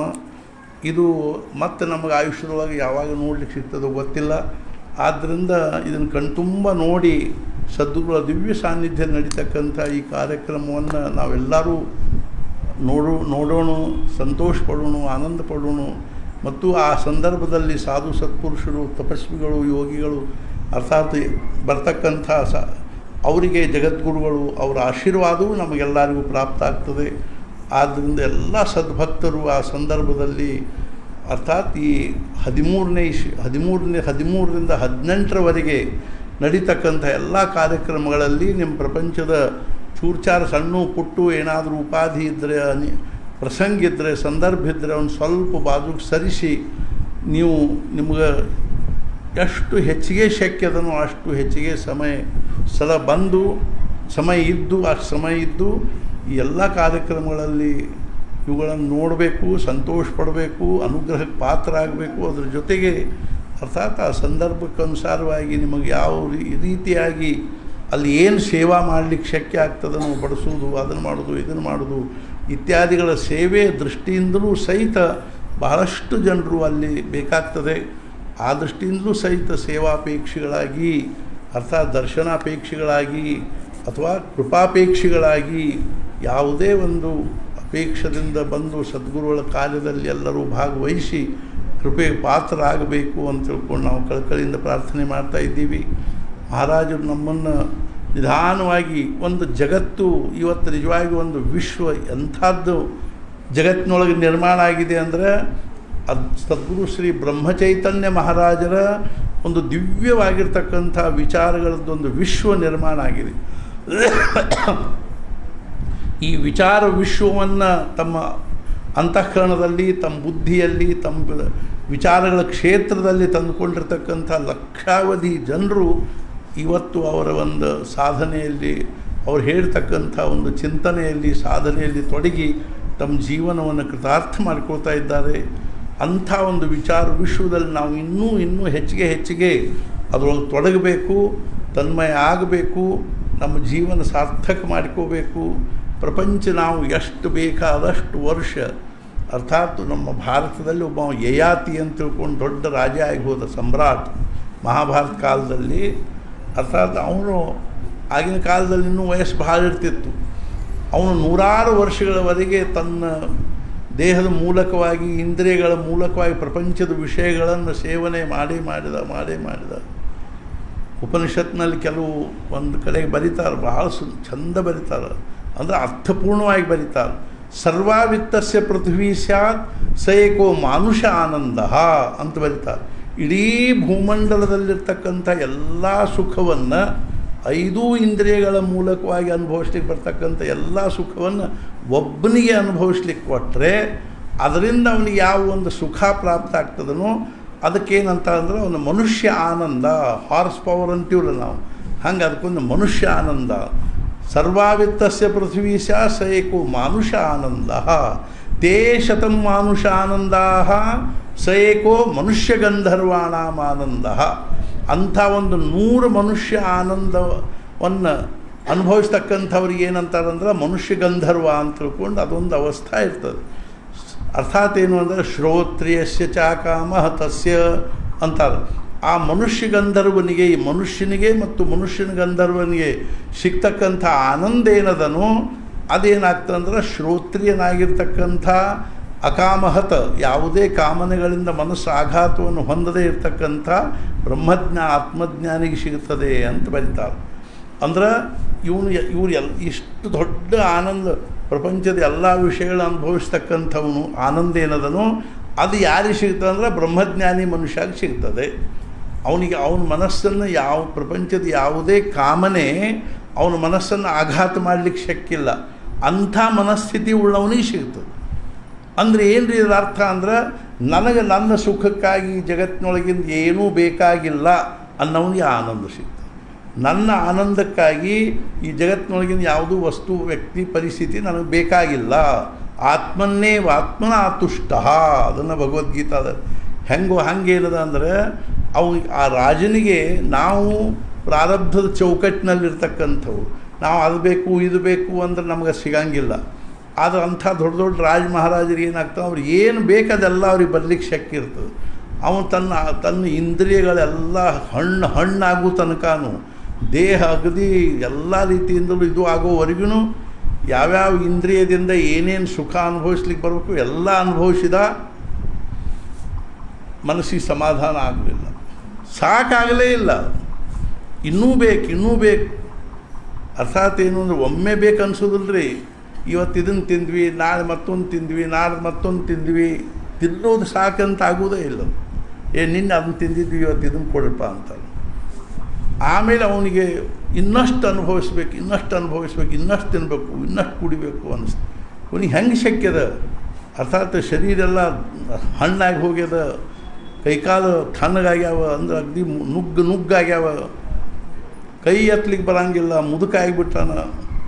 ಆವಾಗ ಅವನ ಮಗನ ಕರ ಪುರು ಅಂತ ಅವನ ಮಗ, ನೋಡಪ್ಪ ನನಗೆ ಮನಸ್ಸಿಗೆ ಇನ್ನೂ ನನಗೆ ಶಾಂತಿ ಆಗಿಲ್ಲ, ನನ್ನ ಮನಸ್ಸಿಗೆ ಸಾಕಾಗಿಲ್ಲ, ಇನ್ನೂ ತಿನ್ಬೇಕು ಅನ್ನಿಸ್ತದೆ, ಇನ್ನೂ ಉಣ್ಬೇಕು ಅನ್ನಿಸ್ತದೆ. ಮನ್ಯಾಗ ಬೈತಿರ್ತಾರೆ, ರಾತ್ರಿ ಮುದುಕರು ಇರ್ತಾರೆ, ಭಾಳ ಮುದುಕರಾಗಿರ್ತಾರೆ, ಹೊಟ್ಟಿಗೆ ತಡೀತಿರೋದಿಲ್ಲ. ನನಗೊಂದು ಸ್ವಲ್ಪ ಝುಣ್ಕ ಬಕ್ರಿ ಹಾಕು ಅಂತಿರ್ತಾರೆ. ಅಲ್ರಿ ನಿಮಗೆ ತಡೆಯಂಗಿಲ್ಲ, ಯಾಕೆ ತಿಂತೀರಿ? ಸುಮ್ಮನೆ ಒಂದು ಮೆತ್ತಂತೂ ತನ್ನ ಉಂಡು ಹೇಳ್ಬೇಕು. ಅಲ್ಲ, ತಿಂತೀನಿ ಒಂದು ಸಲ, ನೋಡೋಣ ಮುಂಜಾನೆ ನಿಮ್ಮ ಪರಿಸ್ಥಿತಿ. ಆಮೇಲೆ ಹೋಗಂಗಿಲ್ರಿ, ಅದು ಭಾಳ ಕಠಿಣ. ಅದು ಪರಿಸ್ಥಿತಿ ಇದ್ದಿದ್ದಿಲ್ಲ ಅಂದರೆ ಸುಮ್ಮನೆ ಇರ್ತದೆ ಅದು ವಾಸನ. ಮುಂದೆ ಅದು ಕಂಡು ಕೂಡಲೇ ಭುಗಲ್ ಅಂತ ಹೇಳ್ತದೆ ನೋಡ್ರಿ ಒಳಗೆ. ಆವಾಗ ಅವನ ಮಗನ ಕರೆದು ಹೇಳ್ದ, ನನಗೆ ಇನ್ನೂ ಭಾಳ ದಿವಸ ಅನುಭವಿಸ್ಬೇಕಂತ ಇಚ್ಛೆ ಆದಪ್ಪ, ಅದಕ್ಕೆ ನಿನ್ನ ಯೌವನ ನನಗೆ ಕೊಡು ಅಂದ. ಕೊಡುವಂದ. ಅಪ್ಪ ಕೇಳಲಿಕ್ಕೆ ಹತ್ತಿದಿ, ನೀನ ಕೊಟ್ಟ ದೇಹದ ನಾ ಹೆಂಗಿಲ್ಲಲ್ಲಿ ತೋ ಅನುಭವಿಸು ಅಂತ. ಅವನು ತನ್ನ ಯೌವನ ಕೊಟ್ಟ ಅವನಿಗೆ, ಮತ್ತು 100 ವರ್ಷ ಅನುಭವಿಸಿದ. ಆವಾಗ ಅವನಿಗೆ ಜ್ಞಾನೋದಯ. ಛೇ ಛೇ ಛೇ ಛೇ, ಇದೇನು ಬಗೆಹರಿಯುವ ವಿಷಯ ಅಲ್ಲ ಅಂತ. ಆವಾಗ ಅವನು ಶ್ಲೋಕ ಹೇಳ್ತಾನೆ, ನ ಜಾತು ಕಾಮಃ ಕಾಮಾನಾಂ ಉಪಭೋಗೇನ ಶಾಮ್ಯತೆ ಹವಿಷಾ ಕೃಷ್ಣವರ್ತಮೇವ ಭೂಯೇವಾಭಿವರ್ತತೆ. ಅರ್ಥಾತ್ ಏನು ಅಂದ್ರೆ, ನ ಜಾತು ಕಾಮಃ ಕಾಮಾನಾಂ ಉಪಭೋಗೇನ ಶಾಮ್ಯತೆ. ಈ ಕಾಮನೆಗಳು ಹೆಂಗವಂದ್ರೆ ಇವನು ಉಪಭೋಗ ಮಾಡಿ ಇವು ಶಾಂತ ಆದವು ಅನ್ನುವಂಥದ್ದಿಲ್ಲ. ಮತ್ತು ಏನಾಗ್ತಾವೆ ಅನ್ನೋದನ್ನು ಹೇಳಿದ ಒಂದು ಉದಾಹರಣೆ. ನಮ್ಮ ಅಂತಃಕರಣ ಅಂದ್ರೆ ಒಂದು ಅಗ್ನಿ ಕುಂಡಿದ್ದಂಗೆ, ಅಲ್ಲಿ ವಾಸನ ಅನ್ನುವಂಥ ಅಗ್ನಿ ಪ್ರಜ್ವಲಿಸ್ತಾ ಇದೆ, ಧಗ್ ಧಗ್ ಧಗ್ ಧಗ್ ಉರಿತಾ ಇದೆ. ಅದರೊಳಗೆ ನಾವು ಈ 5 ಜ್ಞಾನೇಂದ್ರಿಯ, ಕಣ್ಣು, ಕಿವಿ, ಮೂಗು, ನಾಲಿಗೆ, ತ್ವಚ ಅನ್ನುವಂಥ ಈ 5 ಜ್ಞಾನೇಂದ್ರಿಯ ಅಂದ್ರೆ ಈ ಯಜ್ಞದಲ್ಲಿ ಉಪಯೋಗ ಮಾಡ್ತಕ್ಕಂಥ ಸೌಂಟಿದ್ದಂಗೆ. ಅದಕ್ಕೆ ಶೃಕ್ಸ್ರುವ ಅಂತಾರೆ. ಆ ಶೃಕ್ಸ್ರುವಗಳ ಮೂಲಕವಾಗಿ ಪ್ರಪಂಚದ 5 ವಿಷಯ, ಶಬ್ದ, ಸ್ಪರ್ಶ, ರೂಪ, ರಸ, ಗಂಧ ಅನ್ನೋ ವಿಷಯವನ್ನು ಆ ಅಂತಃಕರಣ ಅನ್ನುವಂಥ ಅಗ್ನಿಕುಂಡದಲ್ಲಿ ಪ್ರಜ್ವಲಿಸ್ತಕ್ಕಂಥ ವಾಸನ ಅನ್ನುವಂಥ ಅಗ್ನಿ ಒಳಗೆ ನಾವು ಈ ಪ್ರಪಂಚದ ವಿಷಯ ಅನ್ನೋ ತುಪ್ಪವನ್ನು ಹಾಕ್ಕೋತ ಹೋದ್ರೆ ಅದು ಎಂದಾದರೂ ಆರ್ಲಿಕ್ಕೆ ಶಕ್ಯದ ಏನು? ಶಕ್ಯನೇ ಇಲ್ಲ. ಮತ್ತು ಏನು ಮಾಡ್ಬೇಕು? ಹಾಕೋದ ಬಂದ್ ಮಾಡಬೇಕು, ಸಾಕಿಲ್ಲ. ಎಲ್ಲಿಯಾದರೂ ನಮ್ಮ ಪ್ರಪಂಚಗಳು ನಮಗೇನು ಅನಿಸ್ಬೇಕು ಅಂದರೆ ಸೆಮಿ ಕಾಲನ್ ಸ್ವಲ್ಪ ಕಡಿಮೆ, ಅದಕ್ಕಿಂತ ಸ್ವಲ್ಪ ಮುಂದೆ ಹೋದ ಕೂಡಲೇ ಕಾಮ ಇನ್ನು ಭಾಳಷ್ಟು ಕಡಿಮೆ, ಕೊನೆಗೆ ಇನ್ನೊಂದು ಸ್ವಲ್ಪ ಮುಂದೆ ಹೋದ್ವಿ ಅಂದ್ರೆ ಫುಲ್ ಪಾಯಿಂಟ್ ಬಸ್. ಅಲಂ ಬುದ್ಧಿ ಅಂತಾರೆ, ಸಾಕಪ್ಪ ಇನ್ನು ಈ ಪ್ರಪಂಚದೊಳಗೆ ತಿನ್ನೋದಾತು, ಉಣ್ಣೋದಾತು, ನೋಡೋದಾತು, ಕೇಳೋದಾತು, ಎಲ್ಲ ಆತು, ಇನ್ನು ಸಾಕಿ ಮನಸ್ಸನ್ನು ಶಾಂತವಾಗಿ ಆ ಭಗವಂತನ ನಾಮಸ್ಮರಣೆಯಲ್ಲಿ ತೊಡಗಿಸಿ ಉಳಿದಿರೋ 4 ಚೂರ್ಚಾರ ಆಯುಷ್ಯವನ್ನು ಬೋನಸ್ ಆಯುಷ್ಯ ಅಂತಾರೆ. ಈಗಿನ ಪರಿಸ್ಥಿತಿ ಹೆಂಗದ ಅಂದ್ರೆ 60 ವರ್ಷ ಆದವು ಅಂದ್ರೆ ಮುಂದಿನ ಎಲ್ಲ ಬೋನಸ್ಸು ಬಂದು ಇಲ್ಲ ಬೋನಸ್ಸಲ್ಲಿ ಕ್ವಾರ್ಟ್ರು ಇಲ್ಲ. ಕಂಪ್ನಿ ಒಳಗೆ ಲಾಭ ಆದ್ರೆ ಬೋನಸ್ ಕೊಡ್ತಾರೆ, ನುಕ್ಸಾನ ಆದರೆ ನಮ್ಮದ ಕಸೋತಾರೆ. ಮತ್ತು ಹಂಗೆ ಮುಂದೆ ಉಳಿದ್ವಿ ಇಲ್ಲ.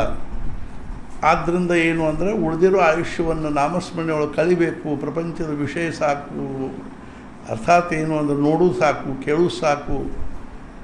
ಆದರೂ ನೋಡ್ರಿ ಎಷ್ಟರೇ ಮುದುಕರಾಗಿರ್ತಾರೆ, ಹಣ್ಣಾಗಿರ್ತಾರೆ, ಮತ್ತು ಸಹಿತ ಅದೇನಾತು ಇದೇನಾತು, ಹಾಗೇನಾತು ಹಿಂಗೆ 108 ಕೇಳ್ಕೋತ ಕೂಡ್ತಾರೆ. ನಾ ಯಾಕೆ ಹೇಳಲಿಕ್ಕೆ ಹತ್ತೀನಿ ಅಂದರೆ, ಆದ್ದರಿಂದ ನಾವು ಅದನ್ನು ಬರೆದೀವಿ. ಅದರೊಳಗೆ ಯಾಕೆ ನಾವು ಇದನ್ನೆಲ್ಲ ಮಾಡಲಿಕ್ಕೆ ಹತ್ತೀವಿ ಅಂದ್ರೆ, ನಾವು ಶೇಷಾಯುಷ್ಯವನ್ನು ಭಗವತ್ ಚಿಂತನೆಯಲ್ಲಿ, ನಾಮಸ್ಮರಣೆಯಲ್ಲಿ, ಆ ಸಂಸ್ಕಾರಗಳಿಂದ ನಮ್ಮ ಅಂತಃಕರಣ ಸುಸಂಸ್ಕೃತ ಆಯಿತು ಅಂದರೆ ಅದರಿಂದ ನಮಗೆ ಹೆಚ್ಚಿಗೆ ಭಗವಂತನಲ್ಲಿ ಪ್ರವೃತ್ತಿ ಬೆಳೀತದೆ. ಆದ್ದರಿಂದ ನಾವು ಶೇಷಾಯುಷ್ಯವನ್ನು ಭಗವಂತನ ನಾಮಸ್ಮರಣೆಯಲ್ಲಿ ಕಲಿಬೇಕು. ಒಂದು ಕಡೆಗೆ ಎಲ್ಲೋ ಒಂದು ಕಡೆಗೆ 60 ವರ್ಷ ಶಾಂತಿ ಹೋಗಿದ್ವಿ, ಆಶೀರ್ವಚನ ಹೇಳ್ರಿ ಅಂದರು, ಹೇಳಿದೆ. 60 ವರ್ಷ ಶಾಂತಿ ಮಾಡೋ ಉದ್ದೇಶ ಏನು ಅಂದ್ರೆ, ಹಿಂಗೆ ನಮ್ಮೆಲ್ಲ ಸ್ವಜನರನ್ನು ಕರೆಸಿ, ಇಂದಿನಿಂದ ನಾನು ಈ ಪ್ರಪಂಚದವನು ಅಲ್ಲ, ನಾನೇನಪ್ಪ ಅಂದರೆ ಇಂದಿನಿಂದ ನಾನು ಭಗವಂತನ ಚಿಂತನೆಯಲ್ಲಿ ನನ್ನ ಆಯುಷ್ಯವನ್ನು ಕಳೀತಕ್ಕಂಥವ ಅನ್ನೋದನ್ನು ನಿಮ್ಮೆಲ್ಲರನ್ನೂ ಕೂಡಿಸಿ ಹೇಳಲಿಕ್ಕೆ ಇದನ್ನು ಮಾಡೀನಿ ನಾನು ಅಂತ ನಾವು ಕಲ್ಪನಾ ಮಾಡ್ಕೋಬೇಕು, ಭಾವನಾ ಮಾಡ್ಕೋಬೇಕು. ಇಂದಿನಿಂದ ನೀವು ನನ್ನನ್ನು ನಿಮ್ಮ ಪ್ರಪಂಚದೊಳಗೆ ಎಳ್ಕೋಬೇಡ್ರಿ, ನಾನು ನಿಮ್ಮ ಪ್ರಪಂಚ ತಲೆ ಹಾಕಂಗಿಲ್ಲ, ಕೈ ಹಾಕಂಗಿಲ್ಲ, ಬಾಯಿ ಹಾಕಂಗಿಲ್ಲ. ನಂದು ನನಗೆ ನಿಮಗೆ ನನ್ನ ಆಯುಷ್ಯವನ್ನು ಸಾರ್ಥಕ ಮಾಡಿಕೊಳ್ಳೋಕ್ಕೆ ನಾನು ಪ್ರಯತ್ನ ಮಾಡ್ತೀನಿ.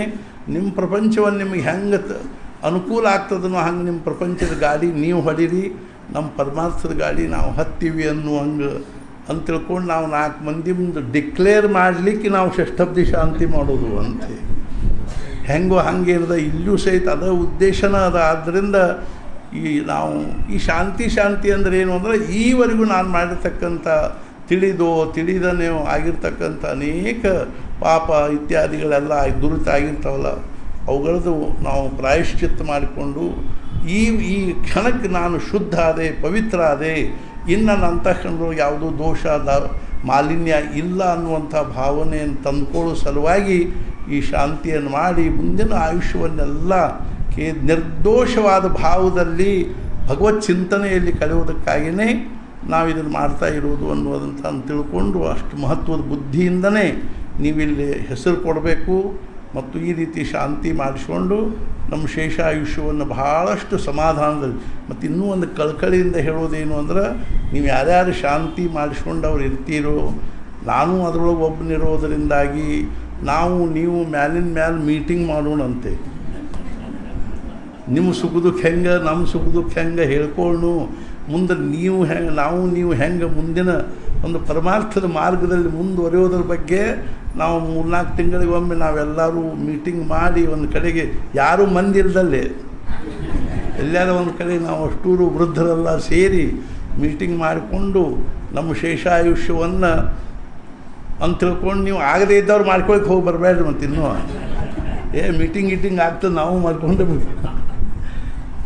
ನಿಜವಾಗಿ ಹೇಳಲಿಕ್ಕೆ ಹತ್ತಿರ ಇದನ್ನೇನು ಅಂದ್ರೆ, ಆಮೇಲೆ ನಾವು ಇದ್ರ ಬಗ್ಗೆ ಆತ್ಮೀಯತೆಯಿಂದ ಪ್ರೀತಿಯಿಂದ ಕಿವಿಮಾತುವನ್ನು ಒಬ್ಬರಿಗೊಬ್ಬರು ಹೇಳ್ಕೋತ ನಾವು ಭವಿಷ್ಯವನ್ನು ಉಜ್ವಲವನ್ನಾಗಿ ಮಾಡ್ಕೋಬೇಕು ಅನ್ನುವಂಥದ್ದೇ ನಮ್ಮ ಕಳಕಳಿ ಅದೇ. ಆದ್ದರಿಂದ ಈ 60 ಅರ್ಥಾತ್ ಈ ಮುಂಜುವೆ ಉಪನಯನ ಮಾಡಿಸ್ಕೊಂಡು ಅವ್ರನ್ನೂ ಸಹಿತ ನಾವು ಹಂಗೆ ಕೈ ಬಿಡೋಂಗಿಲ್ಲ. ಅವ್ರನ್ನೂ ಸಹಿತ ನಮಗೆ ಇಲ್ಲಿ ಅನುಕೂಲ ಇದ್ದಾಗ ಕರೆಸಿ ಮಾಡಿ ಅವರಿಗೂ ಸಂಧ್ಯಾವಂದನೆ ಮತ್ತು ಅದೇ ರೀತಿಯಾಗಿ ಗಾಯತ್ರಿ ಜಪ ಇತ್ಯಾದಿಗಳ ಬಗ್ಗೆಯೂ ನಾವು ಅವರಿಗೆ ಇದನ್ನು ಮಾಡಬೇಕು ಅನ್ನುವಂಥದ್ದು. ಮಾಡಿ ಕೈ ಜಾಡಿಸಿದ್ವಿ ಅಂತ ತಿಳ್ಕೊಂಡು ಆಗಬಾರ್ದು ಅನ್ನೋ ದೃಷ್ಟಿಯಿಂದ ಅವ್ರ ಸಂಪರ್ಕದಲ್ಲಿರಬೇಕು. ಅವ್ರಿಗೇನಾದರೂ ಈ ಮಾರ್ಗದಲ್ಲಿ ಮುಂದುವರಿಲಿಕ್ಕೆ ಅನುಕೂಲ ಆಗಬೇಕು ಅನ್ನುವಂಥ ದೃಷ್ಟಿಕೋನ ನಮ್ಮದಿದೆ. ಆದ್ದರಿಂದ ನಾನು ಕಳಕಳಿಯಿಂದ ಮಹಾರಾಜರಲ್ಲಿ ಪ್ರಾರ್ಥನೆ ಮಾಡೋದೇನು ಅಂದ್ರೆ, ಮಹಾರಾಜರು ನಮ್ಮನ್ನೆಲ್ಲರನ್ನೂ ಈ ಸಂಸ್ಕಾರಗಳ ಮೂಲಕ ನಮ್ಮ ಅಂತಃಕರಣವನ್ನು ಸುಸಂಸ್ಕೃತಗೊಳಿಸಿ ನಮ್ಮನ್ನು ಪರಮಾತ್ಮನ ದಿವ್ಯವಾಗಿರ್ತಕ್ಕಂಥ ಒಂದು ಮಾರ್ಗದಲ್ಲಿ ನಿಧಾನವಾಗಿ ನಾವೆಲ್ಲರೂ ಒಬ್ಬರಿಗೊಬ್ಬರು ಕೈ ಹಿಡ್ಕೊಂಡು ಆ ಮಾರ್ಗದಲ್ಲಿ ಮುಂದುವರಿಯೋಣ.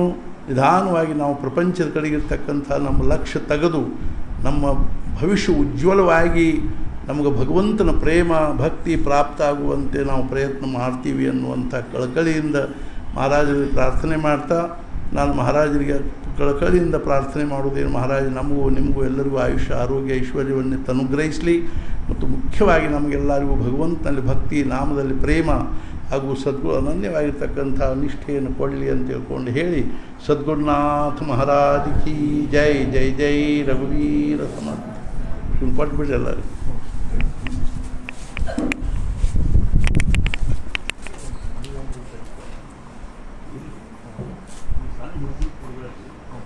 ಯಾರು ಕೈ ಮಾಡ್ತಾರೆ ಅವ್ರಿಗೆ